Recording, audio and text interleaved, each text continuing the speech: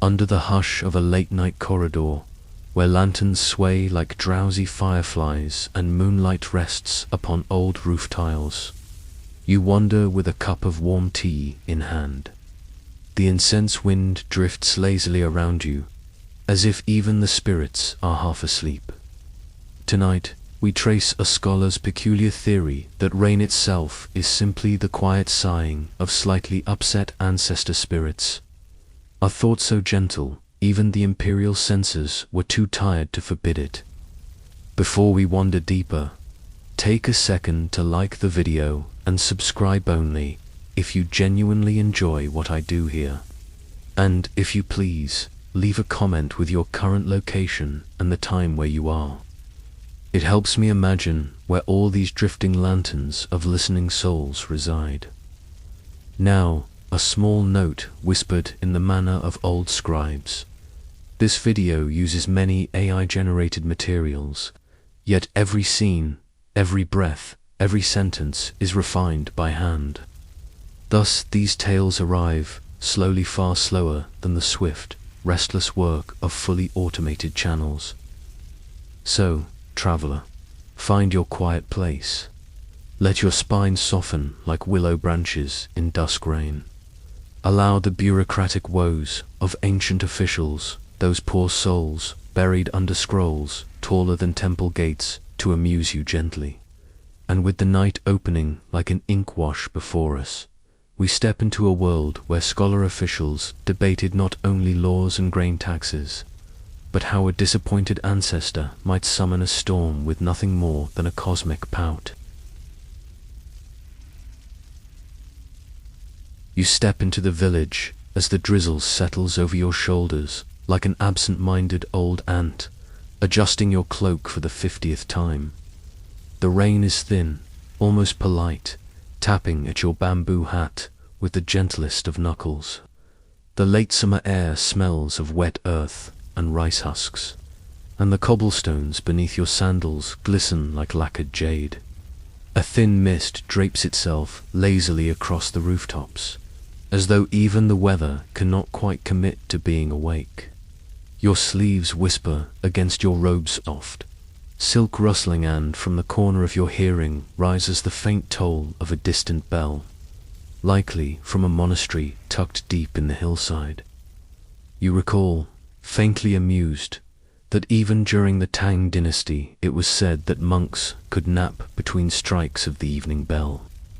Historians still argue whether this was exemplary discipline or simply well-practiced drowsiness.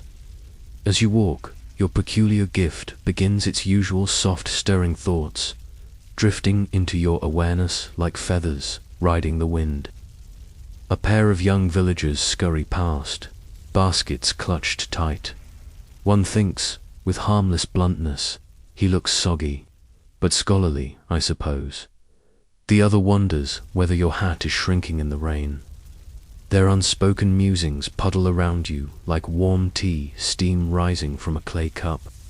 Lanterns tremble under the rain's gentle insistence, sending amber flickers across wooden beams carved with curling clouds. You lift your gaze to them, listening to water pattering against eaves swollen from days of weather. A passing ox, plodding heavily with its owner trailing behind, emits a thought as slow and resigned as its footsteps. Another wet day, another muddy path. You continue forward, moving toward the heart of the village, where you can almost feel the weight of their curiosity gathering, each mind like an unopened scroll waiting on a dusty table. Despite the drizzle, the air holds a quiet warmth, something like welcome, though shyly offered. And beneath it all, beneath the rustling of rain-touched leaves and the faint creak of wooden shutters, you sense a collective hum of mild distress. Not danger, no, but the kind of unsettled melancholy that suggests people have forgotten how to exhale fully. The drizzle kisses your sleeves again, pulling you gently deeper into their world. You make your way toward the village's narrow main path, where the wooden shops lean slightly, shoulder to shoulder, as though comforting one another through the long wet spell. Rainwater trickles along the grooves in the stone, forming tiny rivulets that braid themselves like the elegant strokes of clerical script. Each droplet's descent echoes softly, a slow percussion that reminds you faintly of the night watch drums once used in ancient cities, though here the rhythm is far sleepier, as if the rain itself has taken up the role of night guard who keeps dozing off. From beneath a sagging awning, a baker peers out at you with one eye narrowed, though his thoughts arrive far louder than his stare. Does this scholar know any charms for keeping dough from rising too early? The humidity is plotting against me. You offer him a calm nod, and he jumps slightly, embarrassed that you might have somehow heard him. In truth, you cannot turn off your gift any more than a river can stop reflecting the moonlight.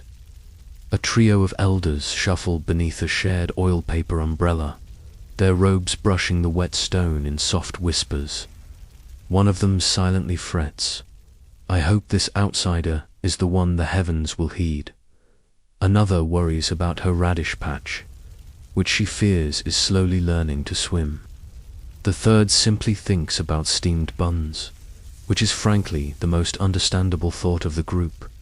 A bedraggled rooster struts across your path, feathers slicked flat, muttering internally with great dignity, "Still a rooster, still important." You pass beneath the low wooden gate marking the transition from the outer homes to the central square. There, a carved stone steely stands, half hidden beneath a growing beard of moss. You trace a finger lightly along its damp surface, feeling the ancient characters. It commemorates an irrigation canal from centuries ago, an engineering marvel the region is still proud of, though a quirky local tidbit whispers through your memory. The canal was once rumored to have been dug in the exact shape of a sleeping dragon, purely because the official in charge insisted it made for auspicious napping energy.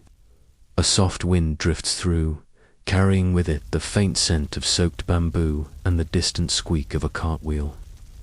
Your steps slow, your senses settling deeper, like silk sinking into warm water. Thought by thought, scent by scent, you grow more attuned to the village's quiet plea. You pause beneath a broad-limbed ginkgo tree, its leaves trembling like tiny golden fans attempting to wave away the drizzle.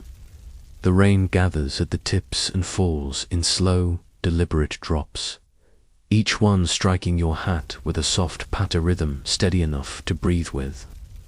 You tilt your head, letting the sound draw you inward, as though the world itself is encouraging you to match its drowsy tempo. A pair of children sneak glances at you from behind the tree's trunk. Their thoughts arrive bright and earnest. He looks like he knows all the secrets. Do you think he can talk to clouds?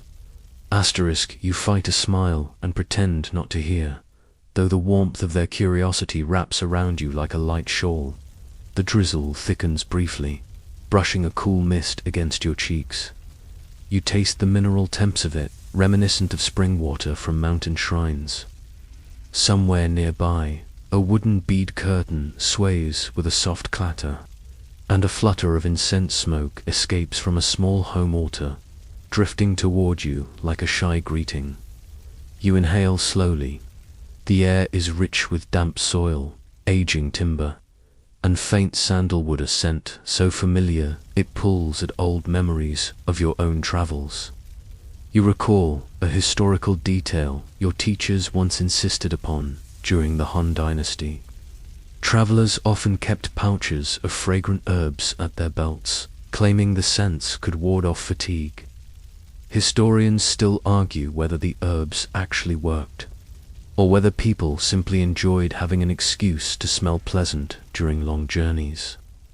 A cart passes, its wheels groaning quietly, its driver huddled beneath a woven reed cloak. His inner voice grumbles, "If this rain washes out the road again, I swear the ancestors are teasing me." You offer a tiny bow as he passes, and he blinks, unaware you've heard every raindrop-shaped complaint. As you continue toward the village center, Your steps slow into an almost meditative rhythm. The drizzle's pattering becomes your companion, guiding you, coaxing you inward, deeper into the soft thrum of communal thought. Every mind feels slightly waterlogged, heavy, muddled, longing for clarity like a scroll left too long in damp air. You breathe in the misty twilight and walk on. The village square unfurls before you, its flagstones slick and dark as inkstone after rain. Lanterns flicker along the eaves, their warm glow reflecting in shallow puddles, trembling like small captured suns. A low breeze stirs your sleeves, carrying with it the faintly sweet aroma of boiled meleta, comforting scent that wraps itself around the space like a woolen blanket. From the threshold of a nearby house, an elderly woman watches you approach, her eyes narrowed in hopeful appraisal. Her thoughts drift toward you with gentle hesitance. If he truly is a scholar, perhaps he can read what the clouds are hiding. The vulnerability in her silent voice settles into your chest like soft sand. You step closer to the square's center, where a stone well sits crowned with a wooden beam darkened by countless seasons. As you brush your hand over its rim, the coolness of the stone seeps into your palm. The echo of dripping water from deep within seems to answer the pattering rain above, forming a slow, sleepy duet. Around you, minds murmur, "Is he here to help? He looks tired. Perhaps he needs tea first." The last thought comes from a kindly shopkeeper whose face you have not yet seen, and the notion warms you unexpectedly. You exhale, letting your breath mingle with the mist, letting the drizzle soften your edges. This place is uneasy, unsettled, but not fearful. It feels like a village holding a long, weary sigh, waiting, watching, hoping for someone to remind them that balance can return, that rain eventually remembers how to stop. Your journey, it seems, has just begun. You exhale into the mist, then lift your gaze as the drizzle strokes your sleeves. From the square's edge, 3 village elders approach beneath a single umbrella, its oiled paper quivering with every drop. Their robes rustle like cautious cranes, and their thoughts gather around you like timid incense smoke. The tallest elder bows first, his joints creaking softly. His mind whispers, "May this scholar see what we cannot." The second elder frets about wilted millet. The third quietly worries that his beard looks uneven. You incline your head, pretending not to notice their thoughts rippling through you like warm tea steam. They gesture for you to follow. As you walk, the whetstones gleam under lantern light, and the elders' umbrellas knock gently against the drizzle. A faint temple bell echoes across the hills. You recall that during the Song dynasty, bells marked not just time but mood, urging calm after rainfall. The elders lead you toward a long wooden hall where rain taps the roof like patient fingers. Their shared thought flickers anxiously. The crops drown, the spirits sulk. Will he know why? One elder wonders whether you can truly read signs from heaven. Another wonders if your shoes are waterproof. You step beneath the hall's eaves. Here the air thickens with damp timber and old incense. Lanterns sway slightly, shedding a sleepy glow. The elders murmur that they've summoned you because the rains have lingered beyond reason. Historians still argue whether ancient farmers could predict such patterns accurately. A gentle wind curls through the corridor, brushing your sleeve. The second elder thinks, this scholar looks far too calm for someone about to face spirits. You bow with steady breath. Calm helps your gift. Jittery minds can feel like bronze gongs, but these elders are soft clay, malleable with worry. They explain that the fields flood, the streams rise, and even the ducks appear offended. One elder's private thought adds, My boots squelch with every step. Surely that is an omen. Their distress gathers like pooling water, heavy yet oddly endearing in its earnestness. You follow them deeper inside the hall. Raindrops slip from your hat's brim, landing softly on the floorboards. A fringed tidbit from memory surfaces. Some remote villagers once believed rain clouds followed wandering scholars for company. Hearing this, one elder briefly imagines you as a walking weather magnet. The elders stop before a carved screen painted with cranes. Their thoughts align like shy fireflies. Please help us. Their sincerity warms you. You rest your palm lightly against the painted wood. The lacquer feels cool, like lake water before dawn, and steadies your breath. The tallest elder explains that dreams across the village have grown restless. Some dream of ancestors carrying umbrellas, others dream of soggy scrolls. As he speaks aloud, his unspoken worry mutters, "What if we have truly offended them?" The notion wafts through the hall like thin smoke. You listen carefully, the drizzle outside forming a steady hush. You assure them you will look into these matters, though gently. The elders' collective relief washes over you, warm as steamed millet. One elder thinks gratefully, perhaps he can hear what our hearts are too timid to voice. They guide you toward a low table set beneath a lantern. Its flame flickers, painting amber halos on the damp air. The third elder, the one with beard anxieties, wonders whether he should have trimmed it with more precision before meeting you, as if etiquette alone could charm the heavens. You lower yourself onto a cushion, its woven straw slightly cool. A pot of tea steams nearby. The aroma of roasted leaves drifts upward, soothing your senses. You let the warmth settle in your chest. Outside, rain patters like soft brushstrokes across a scroll. The elders sit around you, their minds steadying.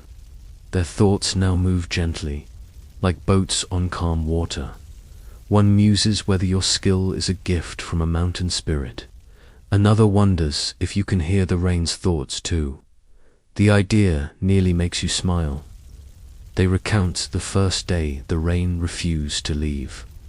At first it was welcome. Fields drank eagerly, buckets filled, and children splashed with joy. Yet as days stretched on, the joy thinned. The rain grew insistent, as though someone above had forgotten to tighten a celestial faucet. Listening, you sense their fatigue. Their minds feel like scrolls left open too long, edges damp, ink blurring. You sip your tea. Its warmth steadies you. You promise to speak with others in the village, to observe, to listen, and perhaps to soothe the unseen as well. Outside, the rain light glimmers. A distant bell sounds again, softer now, as if ringing through a dream. One elder silently hopes you will not leave before guiding them. Another feels guilty for suspecting the ancestors of mischief. Their thoughts mingle like drifting petals. You rise slowly, your robes whispering. The elders stand too, bowing with gratitude. Their thoughts brighten. He may be our lantern in this weather. You nod, feeling the drizzles hum through the wooden hall, soft, persistent, almost pleading. The village, the ancestors, the rain itself, all waiting. You step from the elders' hall into the muted drizzle, robes brushing damp stone. The air tastes of moss and old timber. Lanterns flicker along the corridor, their light gentle as half-remembered dreams. You follow a novice toward the ancestor shrine, and his worried thought trembles. I forgot the incense. You pretend not to notice his panic, though his mind rings like a bronze bell. The drizzle patters softly on the tiled roof, pooling near your boots. A faint wind stirs, carrying the distant clang of a temple gong, steady as a heartbeat. You breathe slowly, letting the quiet settle over both of you. The novice walks faster, hoping speed will muffle his guilt. It does not. His thoughts scatter like startled sparrows. Maybe the ancestors won't notice, he thinks, then winces. The wet flagstones glisten under lantern light, and your footfalls echo in a soothing rhythm, like brushstrokes on silk. As you near the shrine courtyard, the scent of old cedar thickens. You recall a historical detail murmured by your tutors. The Eastern Han were known for elaborate ancestral rites, each step mapped like constellations. Yet here, simplicity reigns. A crooked gate, 2 tired lanterns, a novice who fears forgetting more than rain. The novice bows deeply at the gate, hoping respect will mask his blunder. His mind whispers, "Please let the scholar fix this." You offer a calm nod. Drizzle trickles down your sleeve, cool and silver. The courtyard stones form uneven patterns that glimmer softly, as though ancestors doodled on wet ground. Inside, the shrine is dim. A single oil lamp flickers, struggling against the damp. Wooden tablets line the wall, each one carved with careful brushstrokes. The air hums faintly, a presence beyond sound. You hear a soft ancestral murmur, half asleep, like someone turning over beneath heavy quilts. The novice kneels, fumbling with offerings. His thought bursts forth, "If only I had remembered the incense sticks near the granary." You steady your breath. The scent of wax drifts from the lamp, mingling with the earthy damp. A droplet falls from the ceiling, landing on stone with a single, plump note. You kneel beside him, sleeves rustling softly. The ancestors' murmurs brush your mind, warm as distant relatives who have dozed through a gathering. They do not seem angry, merely drowsy. You offer a slight bow, letting your thoughts flow gently. We come with sincerity, though our hands are imperfect. A warm hush settles. The novice glances up at you, his thoughts wobbling with hope. The drizzle slackens, becoming a misty veil. You sense the ancestors leaning closer, curious. The lamp flame steadies, as if exhaling relief. Your robe sleeve brushes the floor, carrying the scent of wet bamboo. You study the altar. Offerings sit slightly askew. Someone has placed a pear upside down. You hear an ancestor think, amused, "At least it is sweet." A subtle breeze moves through the shrine. The novice trembles with gratitude, whispering inside, "Maybe they forgive pears. Maybe they forgive me." You reach for a small bronze burner, tapping its rim gently. It answers with a soft, ringing tone. Historians still argue whether such burners were originally modeled after mountain peaks or turtle shells. The ancestors offer no clarification, only a murmured, "Warmth would be nice," drifting like steam from tea. You ask the novice to fetch dry tinder. His thoughts brighten instantly. "A task I can manage." He scurries away, sandals slapping wet stone. You remain, listening to the shrine's quiet dreaming. A drop of water slides down a wooden pillar, slow as a drowsy traveler descending a long road. While waiting, you observe faded wall paintings. Ancestors rendered in flowing robes sit beneath cloud spirals. One cloud curls into the shape of a sleepy carp. A quirky old tale flits to mind. Some believed carp dreams could forecast rain. The ancestors chuckle faintly, thinking, "We prefer simpler methods." The novice returns, breathless, clutching fresh tinder. His mind repeats, "Do not drop it, do not drop it." He succeeds, placing it before you with ceremonial care. You coax a tiny flame from the oil lamp, shielding it from drafts with your sleeve. Your movements stir soft swishes of silk. The flame catches, spreading a gentle glow through the burner. Warmth unfurls like a timid blossom. The ancestors murmur contentedly, thoughts drifting like shy birds. Better, much better. The novice sighs with relief, though inside he adds, I must remember the incense next time. His guilt begins to lift. You sense the shrine's mood shifting, becoming clearer, less burdened. The drizzle outside lessens further, thinning into a whisper. Lantern light trembles across the wet floor. The ancestors send a sleepy gratitude, brushing your mind like an old ant adjusting your collar before a journey. The novice bows again, deeper this time. His silent thought feels lighter. Maybe the scholar truly hears blessings. You do not correct him. Instead, you return your gaze to the tablets. They seem to glow faintly, as if acknowledging earnest hearts. A soft warmth gathers in your chest. You speak gently, telling the novice that sincerity matters more than perfection. Your voice blends with the rustle of cedar boards. He listens, tears gathering at the edges of his lashes. His mind whispers, I will do better. The ancestors hum approvingly, like elders nodding behind folding fans. With the burner glowing, the shrine feels alive again. The air carries a faint sweetness, perhaps from the pear still lying upside down. You hear an ancestor muse, we should not judge fruit positions. You smile inwardly. The drizzle pauses, as though even the clouds lean in to listen. You rise, smoothing your damp sleeves. The novice follows, steadier now. Together you step into the courtyard, where mist curls like gentle calligraphy. The ancestor's final thought trails after you. Thank you for the warmth. You bow once more, letting the quiet guide you toward the next waiting clue. Soft mist follows you as you walk toward the fields, silk sleeves whispering with each step. The novice lingers behind before peeling away toward his own duties. You breathe in the scent of wet earth, old timber, and distant bells, trembling like half-awake memories calling you forward. The path glistens with thin streams of rainwater drifting over flat stones.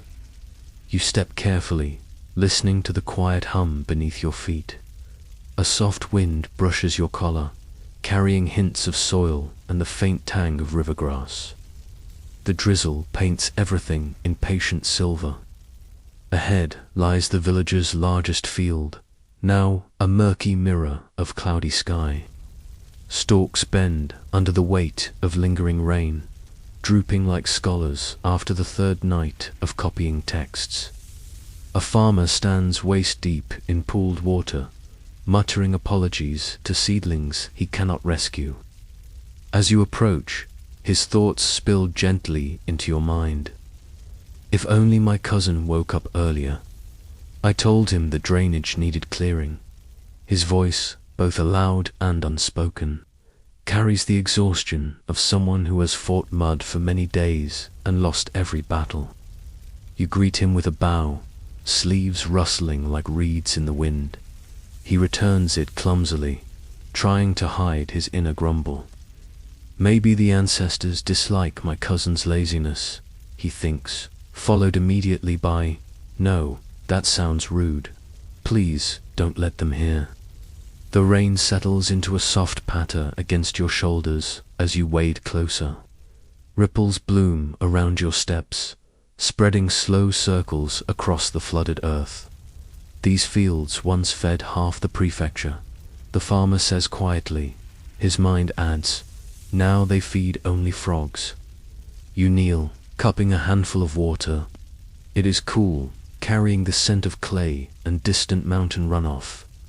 During the Tang dynasty, irrigation channels were widened across many regions. You recall softly, offering comfort through history. The farmer's thoughts perk with faint hope. Historians still argue whether those early engineers were geniuses or just lucky with the weather. You continue.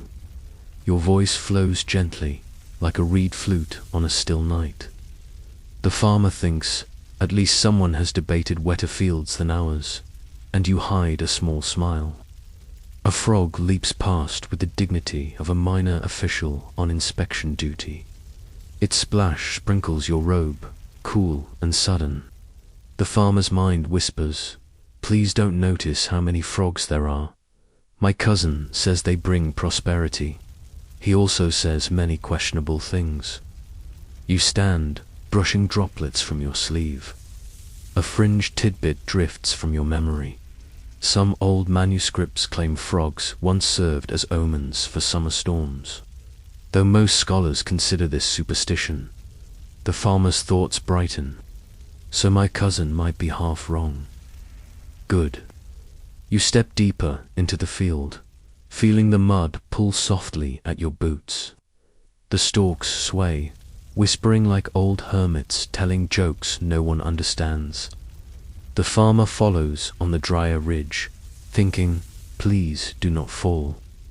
I could never forgive myself, or my cousin." The drizzle thins to a mist.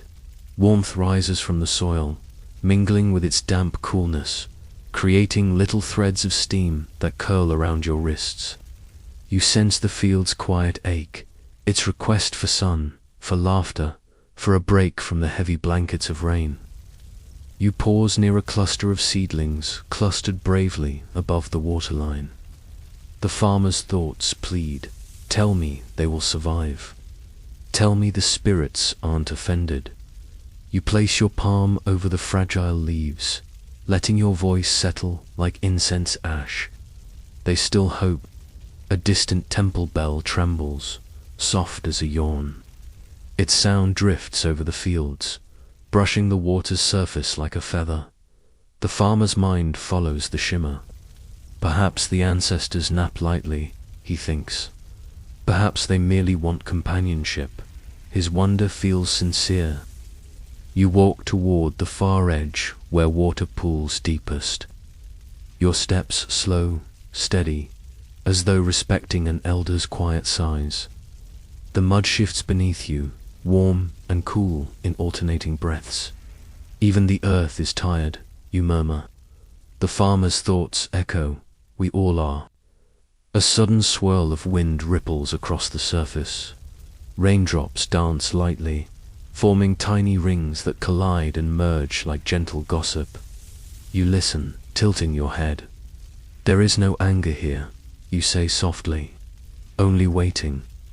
The farmer wonders, waiting for what? And hopes, you know. You close your eyes. Beneath the patter of rain, beneath the farmer's weary thoughts, you hear the faint sigh of the land itself.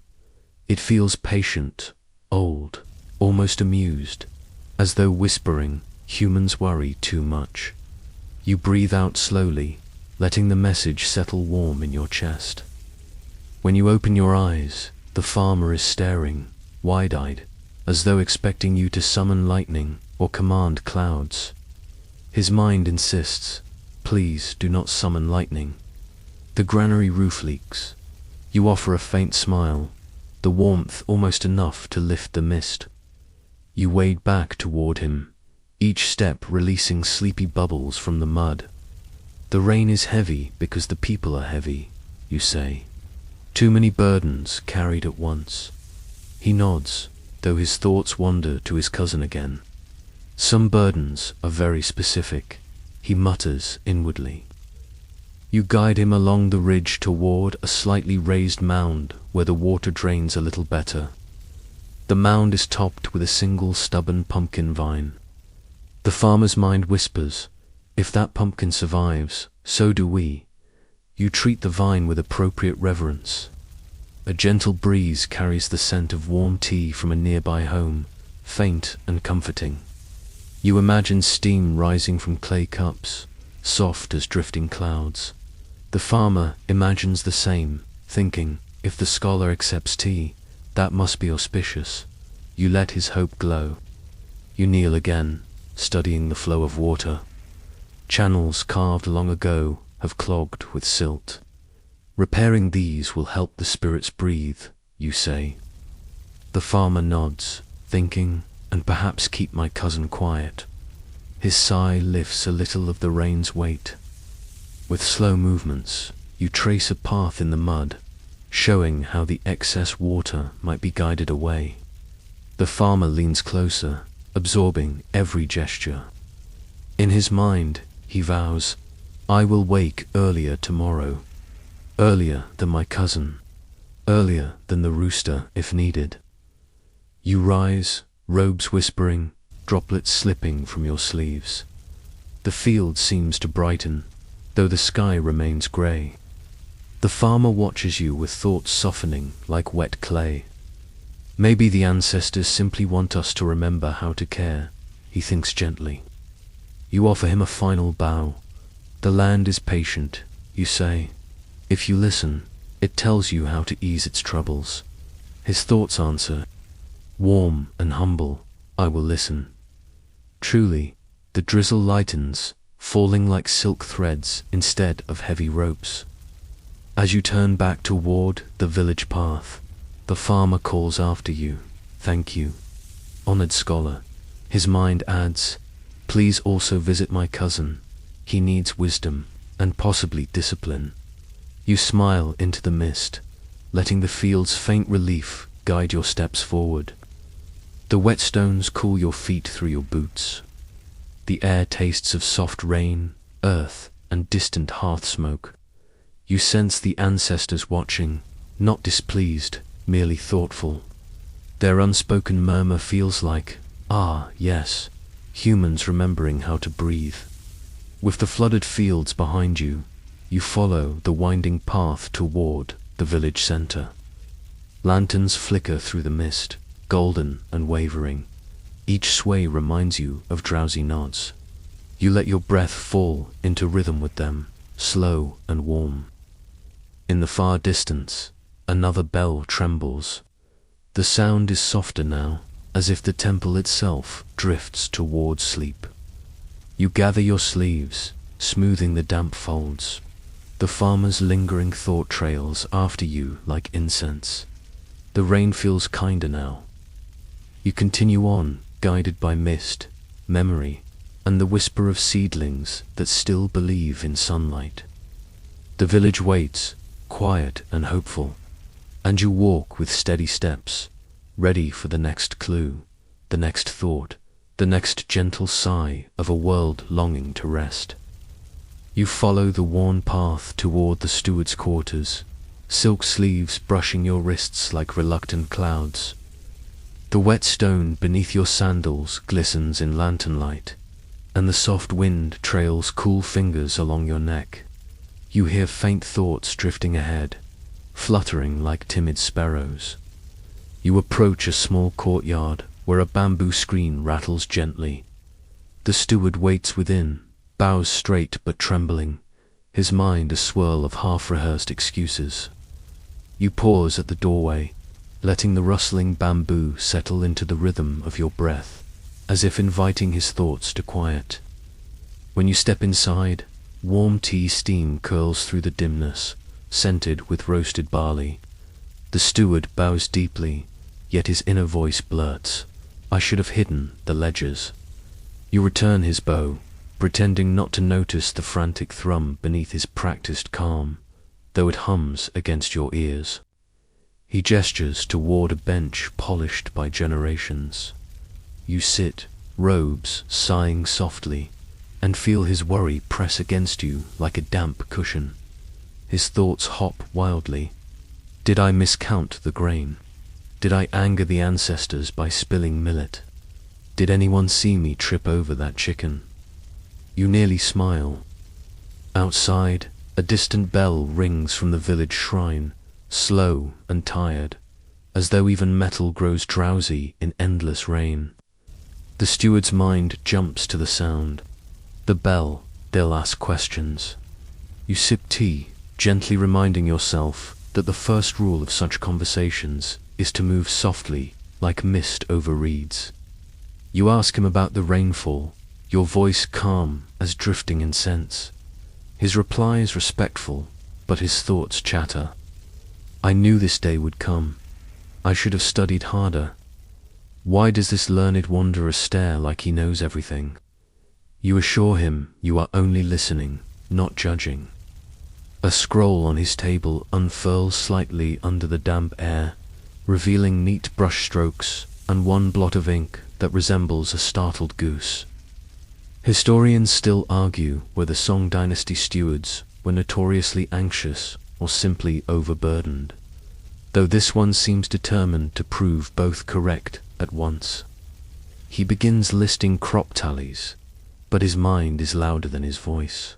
The southern field flooded, the northern shed leaks, the granary cat keeps stealing offerings. You nod slowly, hearing another buried thought beneath these. If only the ancestors would nap instead of meddling. You silently agree. Soft wind stirs the hanging scrolls, and their edges flutter like moth wings. You ask if he noticed anything unusual before the drizzle began. He hesitates. His thoughts whisper, should I confess about the roof tile or the broken incense cup? Which one matters more? The ancestors surely remember both. He clears his throat and admits that a ceremonial storage jar cracked 2 nights ago. But his thoughts add, and I blamed it on humidity. And then I prayed, facing the wrong direction. You picture it, a flustered bow done sideways. You soften your expression to ease the weight of his embarrassment. A drip from the ceiling lands in a nearby bowl, sending a tiny ripple across its surface. The steward winces, though he pretends not to hear. His thoughts mutter, I meant to fix that tile. The craftsman said, next week. But then the rain came early. You imagine the ancestors stirring restlessly above. To distract him, you mention a mainstream fact. During the Han dynasty, officials often performed elaborate rituals to reassure communities after strange weather. His mind grabs it desperately. Ah, a precedent. Good. Maybe I am not failing. You watch his shoulders loosen, just slightly, like wet rope drying. You lean forward, hearing a new strand of thought, faint but insistent. Should I tell him about the missing ledger page? No, no. I burned that, or did I? You gently circle back to the crops, coaxing his mind to calmer waters, noticing how his breathing follows your slow, steady cadence. Rain patters on the roof in soft percussion, a rhythm older than dynasties. The steward's eyes drift toward the sound. His mind murmurs, maybe the rain is lonely. You find unexpected charm in that notion. Somewhere in ancient texts, you recall a fringe scholar suggested clouds possess temperaments akin to poets. You ask if he sensed any unrest among the villagers. He nods quickly, though his thoughts say, mostly they worry the festival lanterns will mildew, and that the snacks will run out again. You acknowledge this solemn revelation with due gravity, knowing how deeply such concerns shape the village mood. As he pours more tea, warm steam rises in soft curls, brushing your face like benevolent spirits. His thoughts drift to the ancestors. They must think me careless. I meant no disrespect. You let your voice soften further, assuring him through tone alone that the unseen rarely hold grudges as long as mortals fear. He looks relieved, though another tremor of worry sparks. Should I mention the miscounted sacks? Or the cat again? Surely not the cat. You inhale patiently, letting the faint rustle of your robe guide you. You remind him that small accidents are woven into village life like threads in a rain-damp tapestry. The steward finally admits that the drizzle began the night they postponed the annual storytelling gathering. Historians still argue whether such gatherings truly influenced weather, yet the coincidence nudges your theory. His thoughts add, everyone has been too tired to laugh lately. Even the ancestors, perhaps. You rise, robes whispering across the floor, and the steward watches you with tentative hope. His mind sighs. Maybe he can soothe the spirits. Maybe he can soothe us. You bow, offering reassurance without words. letting the soft glow of the lanterns frame your silhouette like a promise of quiet understanding. As you step back into the damp courtyard, the steward's relieved thoughts drift behind you, lighter than before. The wind carries them away like thin incense smoke. You continue onward, following the murmurs of villagers and ancestors alike, ready for the next clue hiding beneath the gentle, rain-softened night. You step along the narrow street toward the village tea stall, the drizzle dampening the clay tiles beneath your sandals. Lanterns sway, spilling golden pools of light across puddled stones. From nearby houses, faint, muffled thoughts ripple like drifting steam, worries about spoiled rice, and whether the rain will ever end. The stall is humble, its bamboo counters slick with damp. You hear patrons thinking, will there be tea leaves left by evening? Their voices remain polite, but their thoughts betray fretful calculations about snack shortages. You inhale slowly, letting the scent of roasted barley and wet wood soothe your mind and theirs. A small boy with tangled hair wipes a mug and mutters silently in your mind. The last dumplings disappeared before my turn. You almost smile, picturing the Sina porcelain bowl empty except for the faintest crumbs. Historians still argue whether tea stalls truly shaped village economies, yet this one hums quietly with human concern. You bow slightly and ask the tea lady about the rain, her answer polite but measured. Her thoughts wander to the lanterns swaying in the drizzle. If only the fire would last past sunset. You note the cadence of her worry, soft and repetitive, like cicadas too weary to sing. And you listen without interrupting. Steam rises from a freshly poured cup of jasmine tea, curling like the ancestors' whispers through the misted window. A man across the stall wonders, silently, whether the incense burned yesterday reached the spirits or merely charred the offerings. You feel the gentle humor in his concern and nod imperceptibly, acknowledging his invisible panic. Another thought drifts through your mind. Someone speculates. Perhaps the clouds are jealous of our tea. You let a faint chuckle stir in your chest, muffled by the tea steam. Somewhere in ancient texts, you remember, a scholar once suggested clouds could have temperaments. Quirky, perhaps, but not entirely unwelcome here. The tea lady refills her own cup, lips pursed in concentration. Her mind flits to tomorrow's festival preparations, the bunting, and the hopes that no sudden rain will topple the lanterns.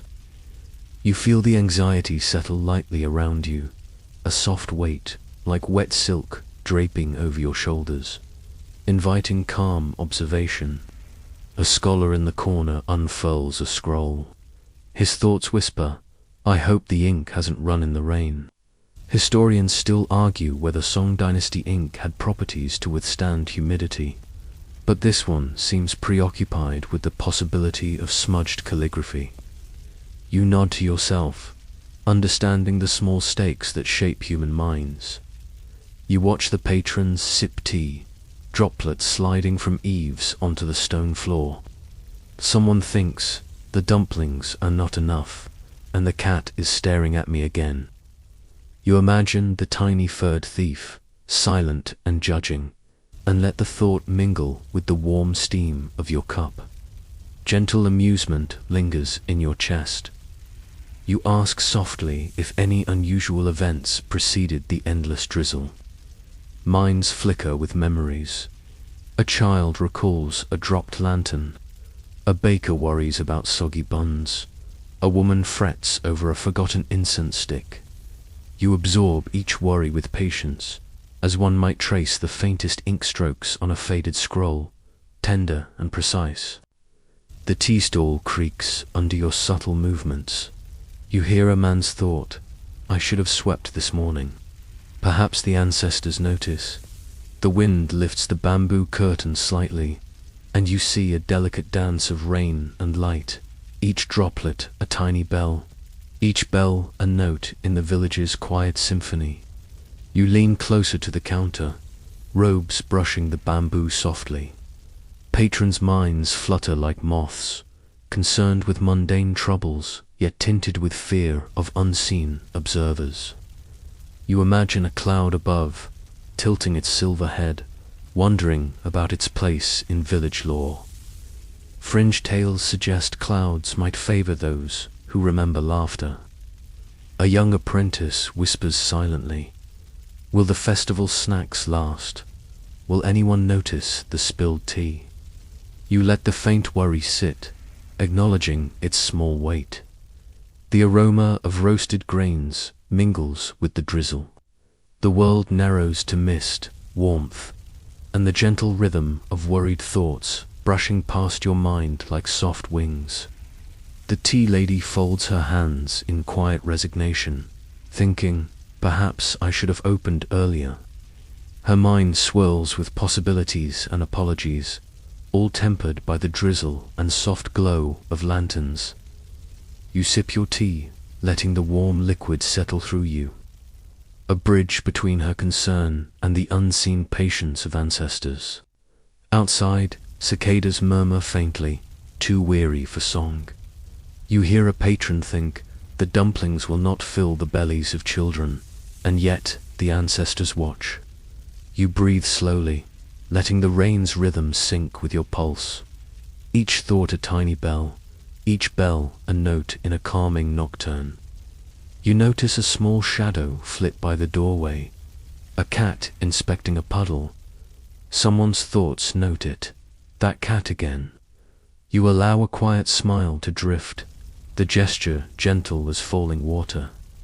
Historians still argue whether animals sensed spiritual imbalance, and here, the villagers' imaginations blend with reality, softening worry into whimsy.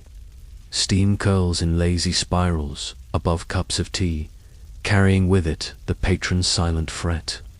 You inhale the scent of roasted grains, wet bamboo, and faint incense filling your senses.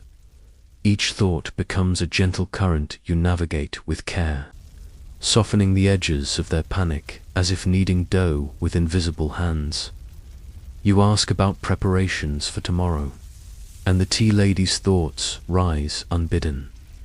If the clouds persist, lanterns will sag. Bun dough may spoil. Patrons will grumble.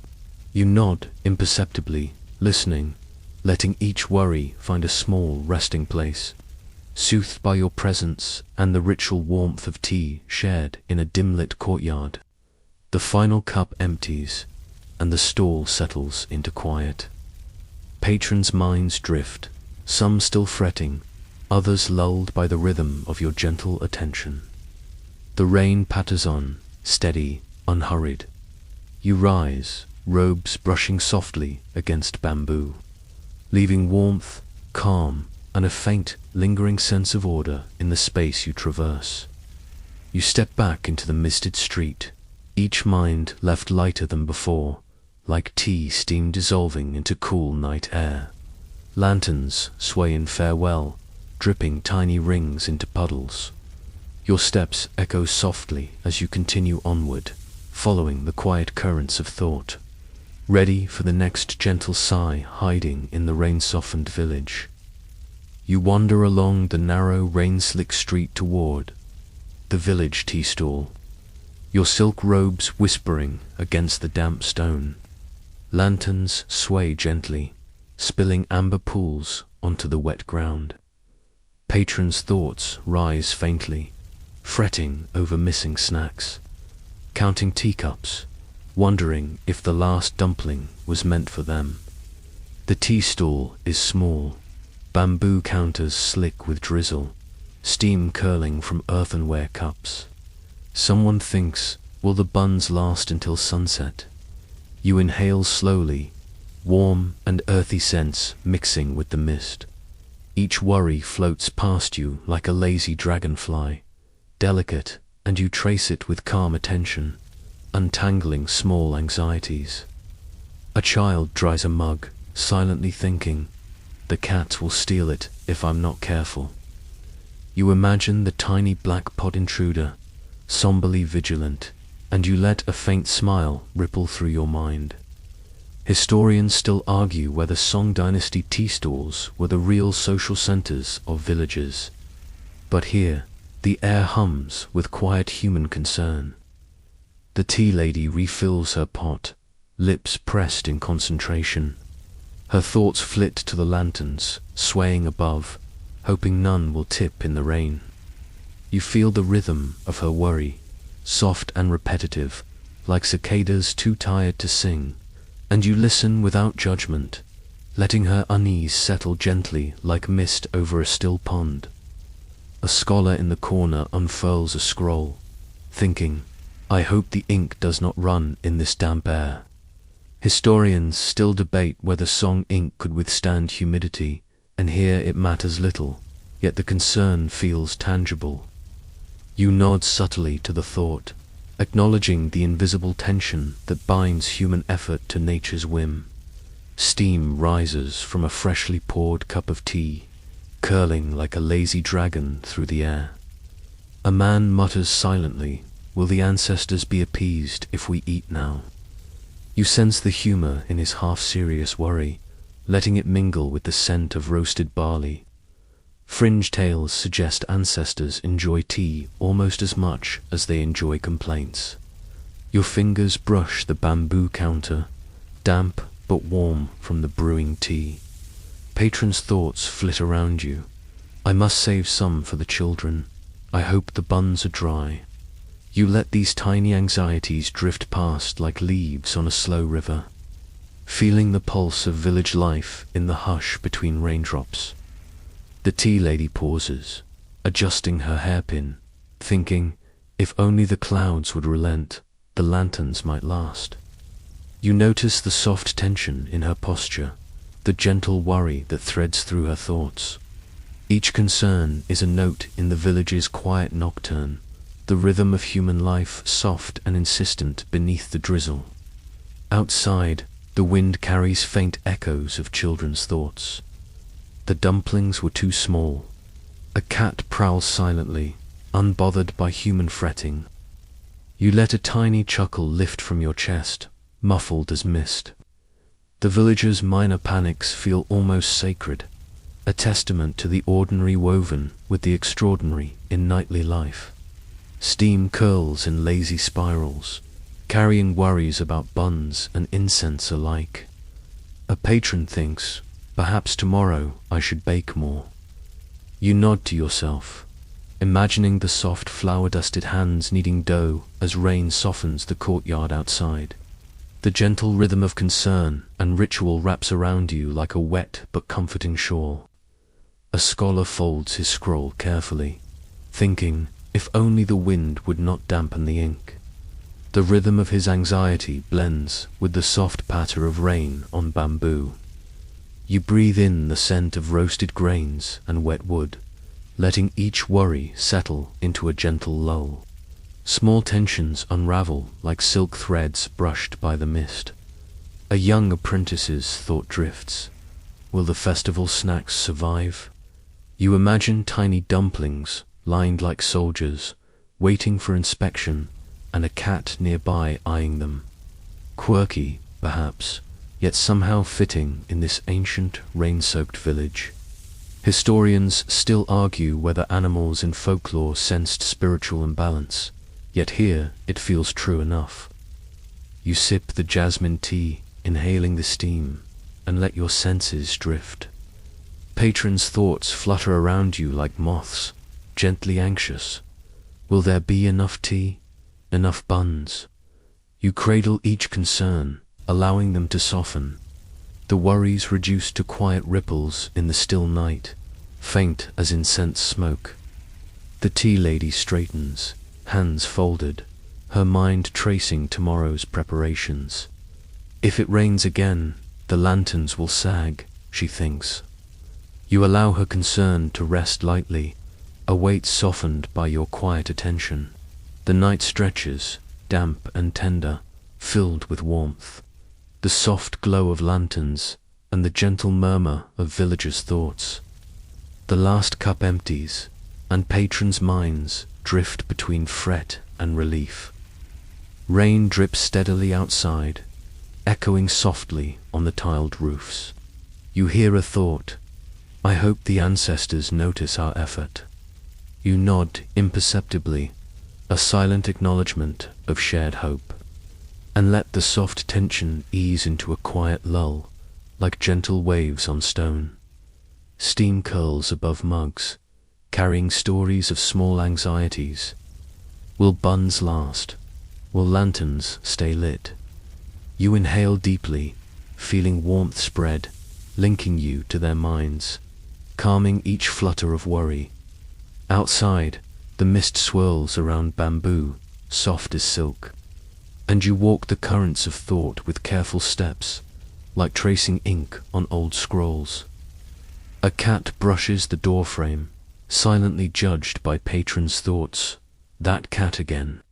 You allow a faint smile to stir, the gesture gentle, private. Historians still argue whether folklore animals like this were imagined warnings or real observers. Here, it is both an echo of ordinary life threading into spiritual rumination. You ask softly if anyone noticed changes in the drizzle.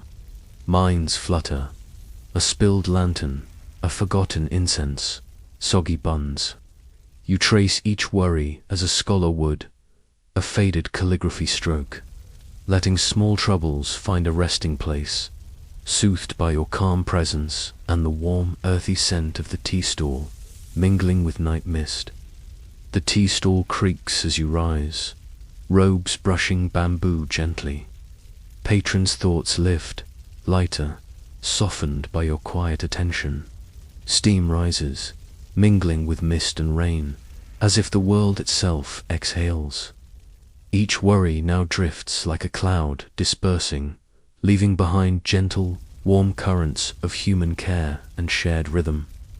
You step back into the wet street, leaving the tea stall behind. Lanterns drip tiny circles into puddles. Patrons' minds feel lighter, their minor anxieties eased. The wind carries the faint aroma of tea and roasted grains. You continue onward, following soft currents of thought through the rain-softened village, ready for the next gentle sigh. You drift through the narrow, rain-slick lanes of the village, silk sleeves brushing wet stone. Lanterns sway above, their light shimmering on puddles. Thoughts slip from passers-by. A mother frets that her laundry will never dry. A child wishes the sun were faster. You listen, letting these secret wishes float softly past like drowsy dragonflies. A broom leans in the corner, still wet from the drizzle. Someone thinks, "I hope the wind does not scatter the clothes again." You imagine tiny shirts pirouetting in the night breeze, and allow a faint, private smile. Fringe tales claim ancestors sometimes meddle with laundry, though historians still argue whether these were imagined omens or mere superstition. The distant clatter of shutters echoes through narrow alleys.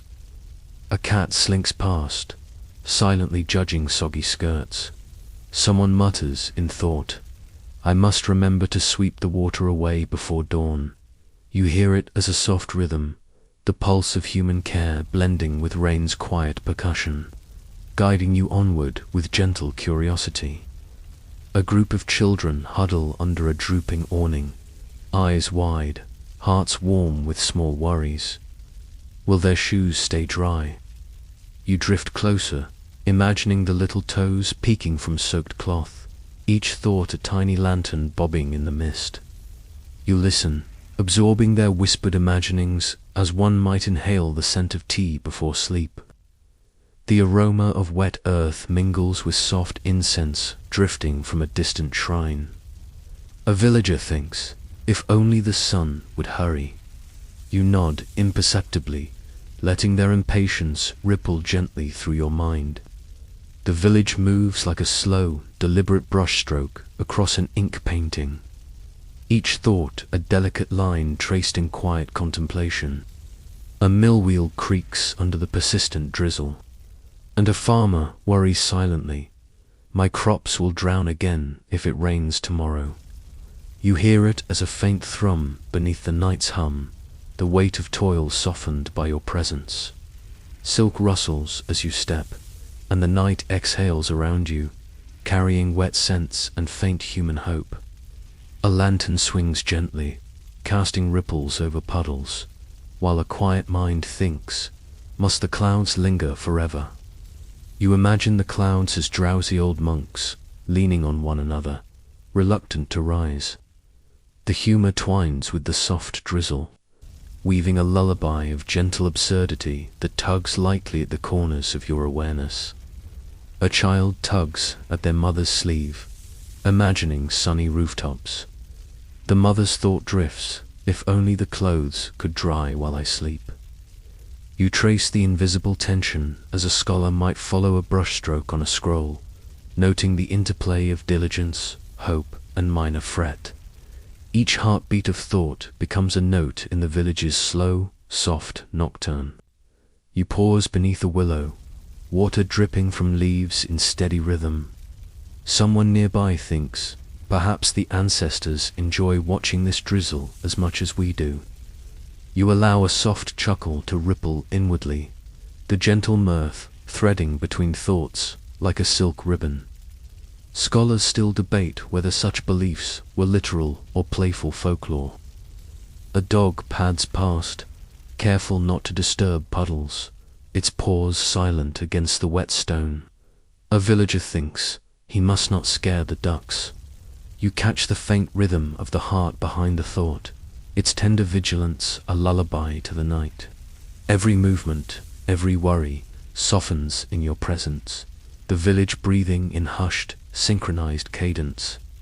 A roof tile shifts with the wind, and a seamstress thinks, I must mend it before dawn. You note the tiny concern, letting it mingle with the scent of wet silk and tea steam. Rain taps a gentle percussion on nearby tiles, echoing the rhythm of minor anxieties and human care. The soft choreography of worry and hope flows around you like a slow river. Children skip puddles while their minds linger on unfinished chores. One thinks, must the socks ever dry? You sense the blend of earnestness and impatience, letting it dissolve into the surrounding mist. Each note of concern becomes a soft bell, ringing quietly against the muted drum of dripping water. A lullaby composed of ordinary anxieties. A tea-house door rattles in the wind, and a scholar muses, if only the ink would not run. You imagine tiny droplets dancing across a scroll, then settling as calm ink might, soft and patient. Historians still argue whether Song Dynasty ink held supernatural significance, yet here the thought matters only for its tender reflection of human care and careful attention. The aroma of roasted barley drifts across the wet street. A villager thinks, perhaps a cup of tea will soothe the soul. You let the notion linger, feeling the soft warmth of shared anticipation. Gentle chuckles ripple in your mind like quiet currents, threading human humor into the night as seamlessly as lantern light weaving through mist.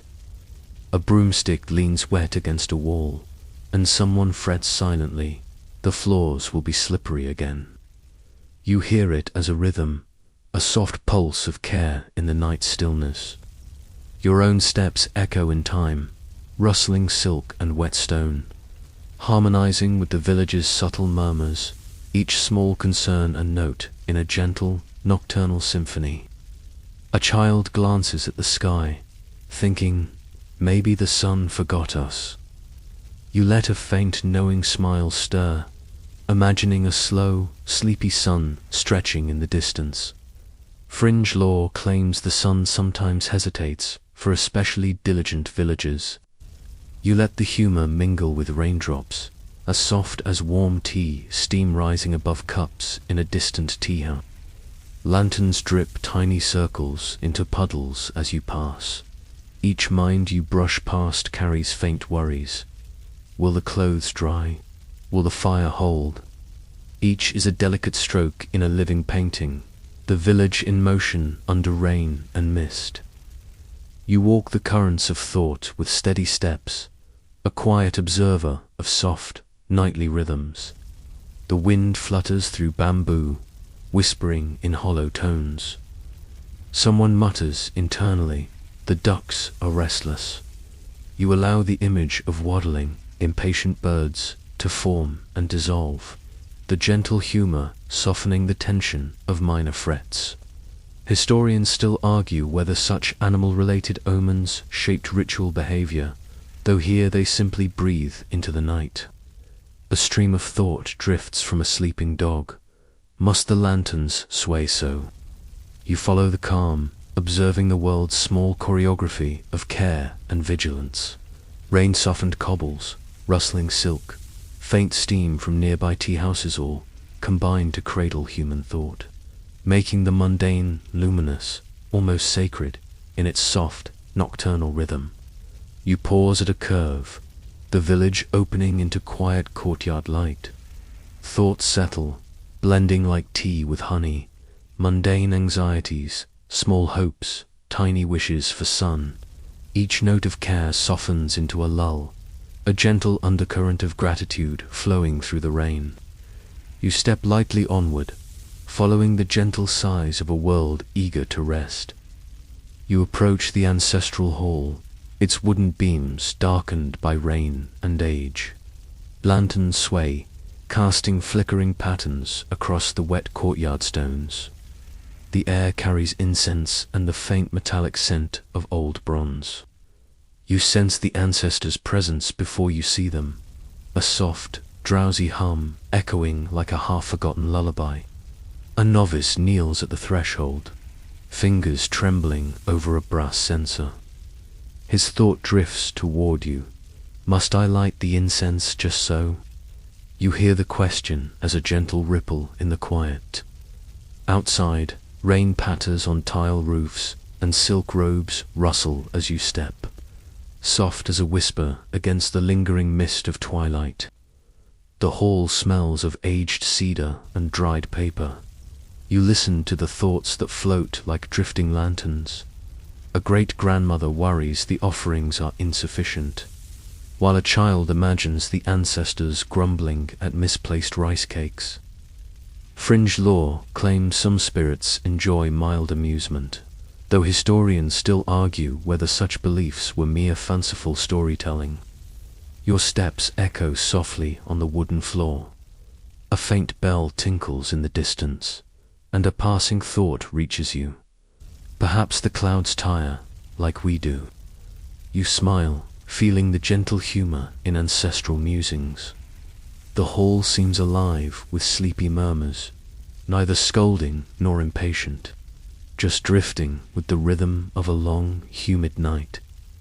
An incense stick curls in the censer, smoke weaving lazy spirals toward the carved beams.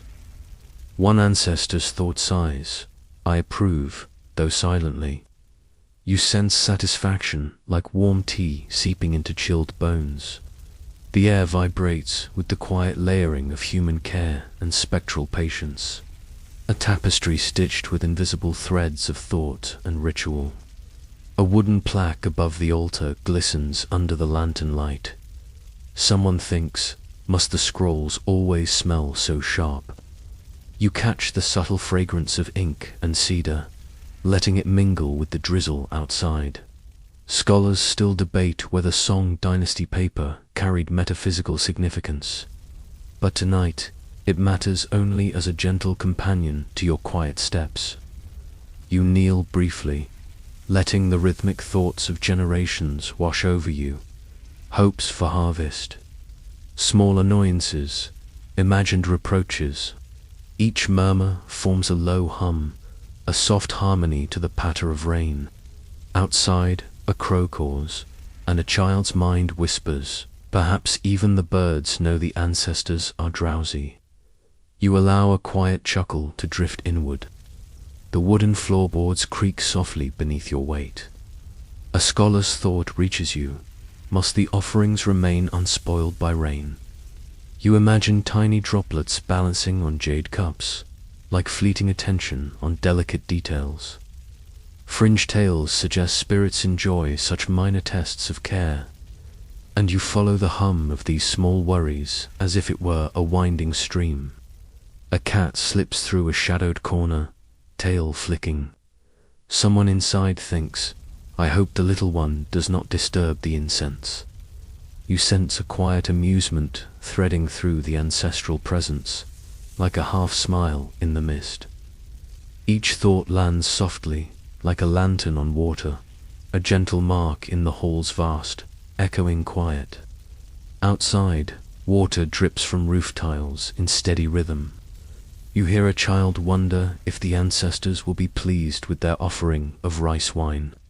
You feel a faint tug of empathy and amusement, acknowledging the earnestness wrapped in a small, hopeful worry. The night folds around these gentle thoughts, hushed and warm as silk robes. The censer smoke rises slowly, curling toward the rafters. You sense a distant ancestor murmuring, "Thank you," softly, like a breeze over bamboo. The thought stirs the hall's quiet currents, and you let it mingle with the patter of rain and the soft rustle of your robe. Each sigh and murmur becomes a note in the night's lullaby. A beam creaks overhead, and someone thinks, "Must I bow so many times?" You feel the gentle absurdity in the air and smile softly. Fringe whispers claim ancestors sometimes laugh at overzealous ritual, though historians still argue whether these tales are metaphor or memory. You follow the faint laughter as it threads through the incense-laden hall. You trace your fingers along carved railings, each groove catching faint drips of rain from outside. Thoughts ripple past, hopes for rest, the soft fear of offending spirits, a child's curiosity about unseen eyes. You catch them like fireflies in the night, each one glowing briefly before floating away, leaving only the faintest warmth. A bell tolls from the distant temple. The sound vibrates the hall, and someone thinks, perhaps the ancestors nap in shifts. You imagine drowsy forms leaning on each other, amused by human diligence and small mistakes. The soft humor soothes your shoulders, and you let the gentle rhythm of bell, thought, and drizzle cradle you as you continue your quiet exploration. An incense spiral curls, sending sweet smoke over the altar. You sense an elder's thought. The candles flicker too eagerly tonight. You hum softly to yourself, allowing the subtle worry to drift with the smoke. Each minor concern, each drowsy whisper, layers into a gentle tapestry of presence, a soft communion across the seen and unseen. You step lightly across the polished floor, careful not to disturb lingering spirits. A child's thought surfaces, "I hope my small offering pleases them." You catch the warmth beneath the worry, a gentle pulse that reminds you even centuries-old presence can be tender. Rain against windows, soft incense, and human hope blend into a single, slow heartbeat. The hall breathes around you, each thought a tiny ripple in a vast pool of quiet. Someone thinks, perhaps the ancestors are nodding off already. You imagine them leaning into the mist like venerable scholars, amused yet serene. The rhythm of breath, thought, and drizzle is hypnotic, weaving the night into a tapestry of drowsy, gentle humor. You pause by a carved altar, where a thin candle wavers. A faint thought drifts. "I must not disturb their rest." You nod imperceptibly, honoring both presence and absence, the living and the unseen. Outside, water glimmers on tiles, and the hall exudes warmth, patience, and the soft laughter of those unseen, settling gently into twilight's embrace. A final breath of wind rustles the rafters, and you feel the quiet hum of satisfaction threading through the hall. One ancestor's thought lingers. "Sleep well, little scholar." You allow the kindness to seep into your steps, merging with the patter of rain and soft aroma of incense. Each movement becomes part of the hall's gentle, nocturnal rhythm. You step back toward the doorway, leaving behind a hall cradled in drowsy murmurs. Lanterns sway in farewell, smoke spirals dissolve, and thoughts settle like tea leaves in still water.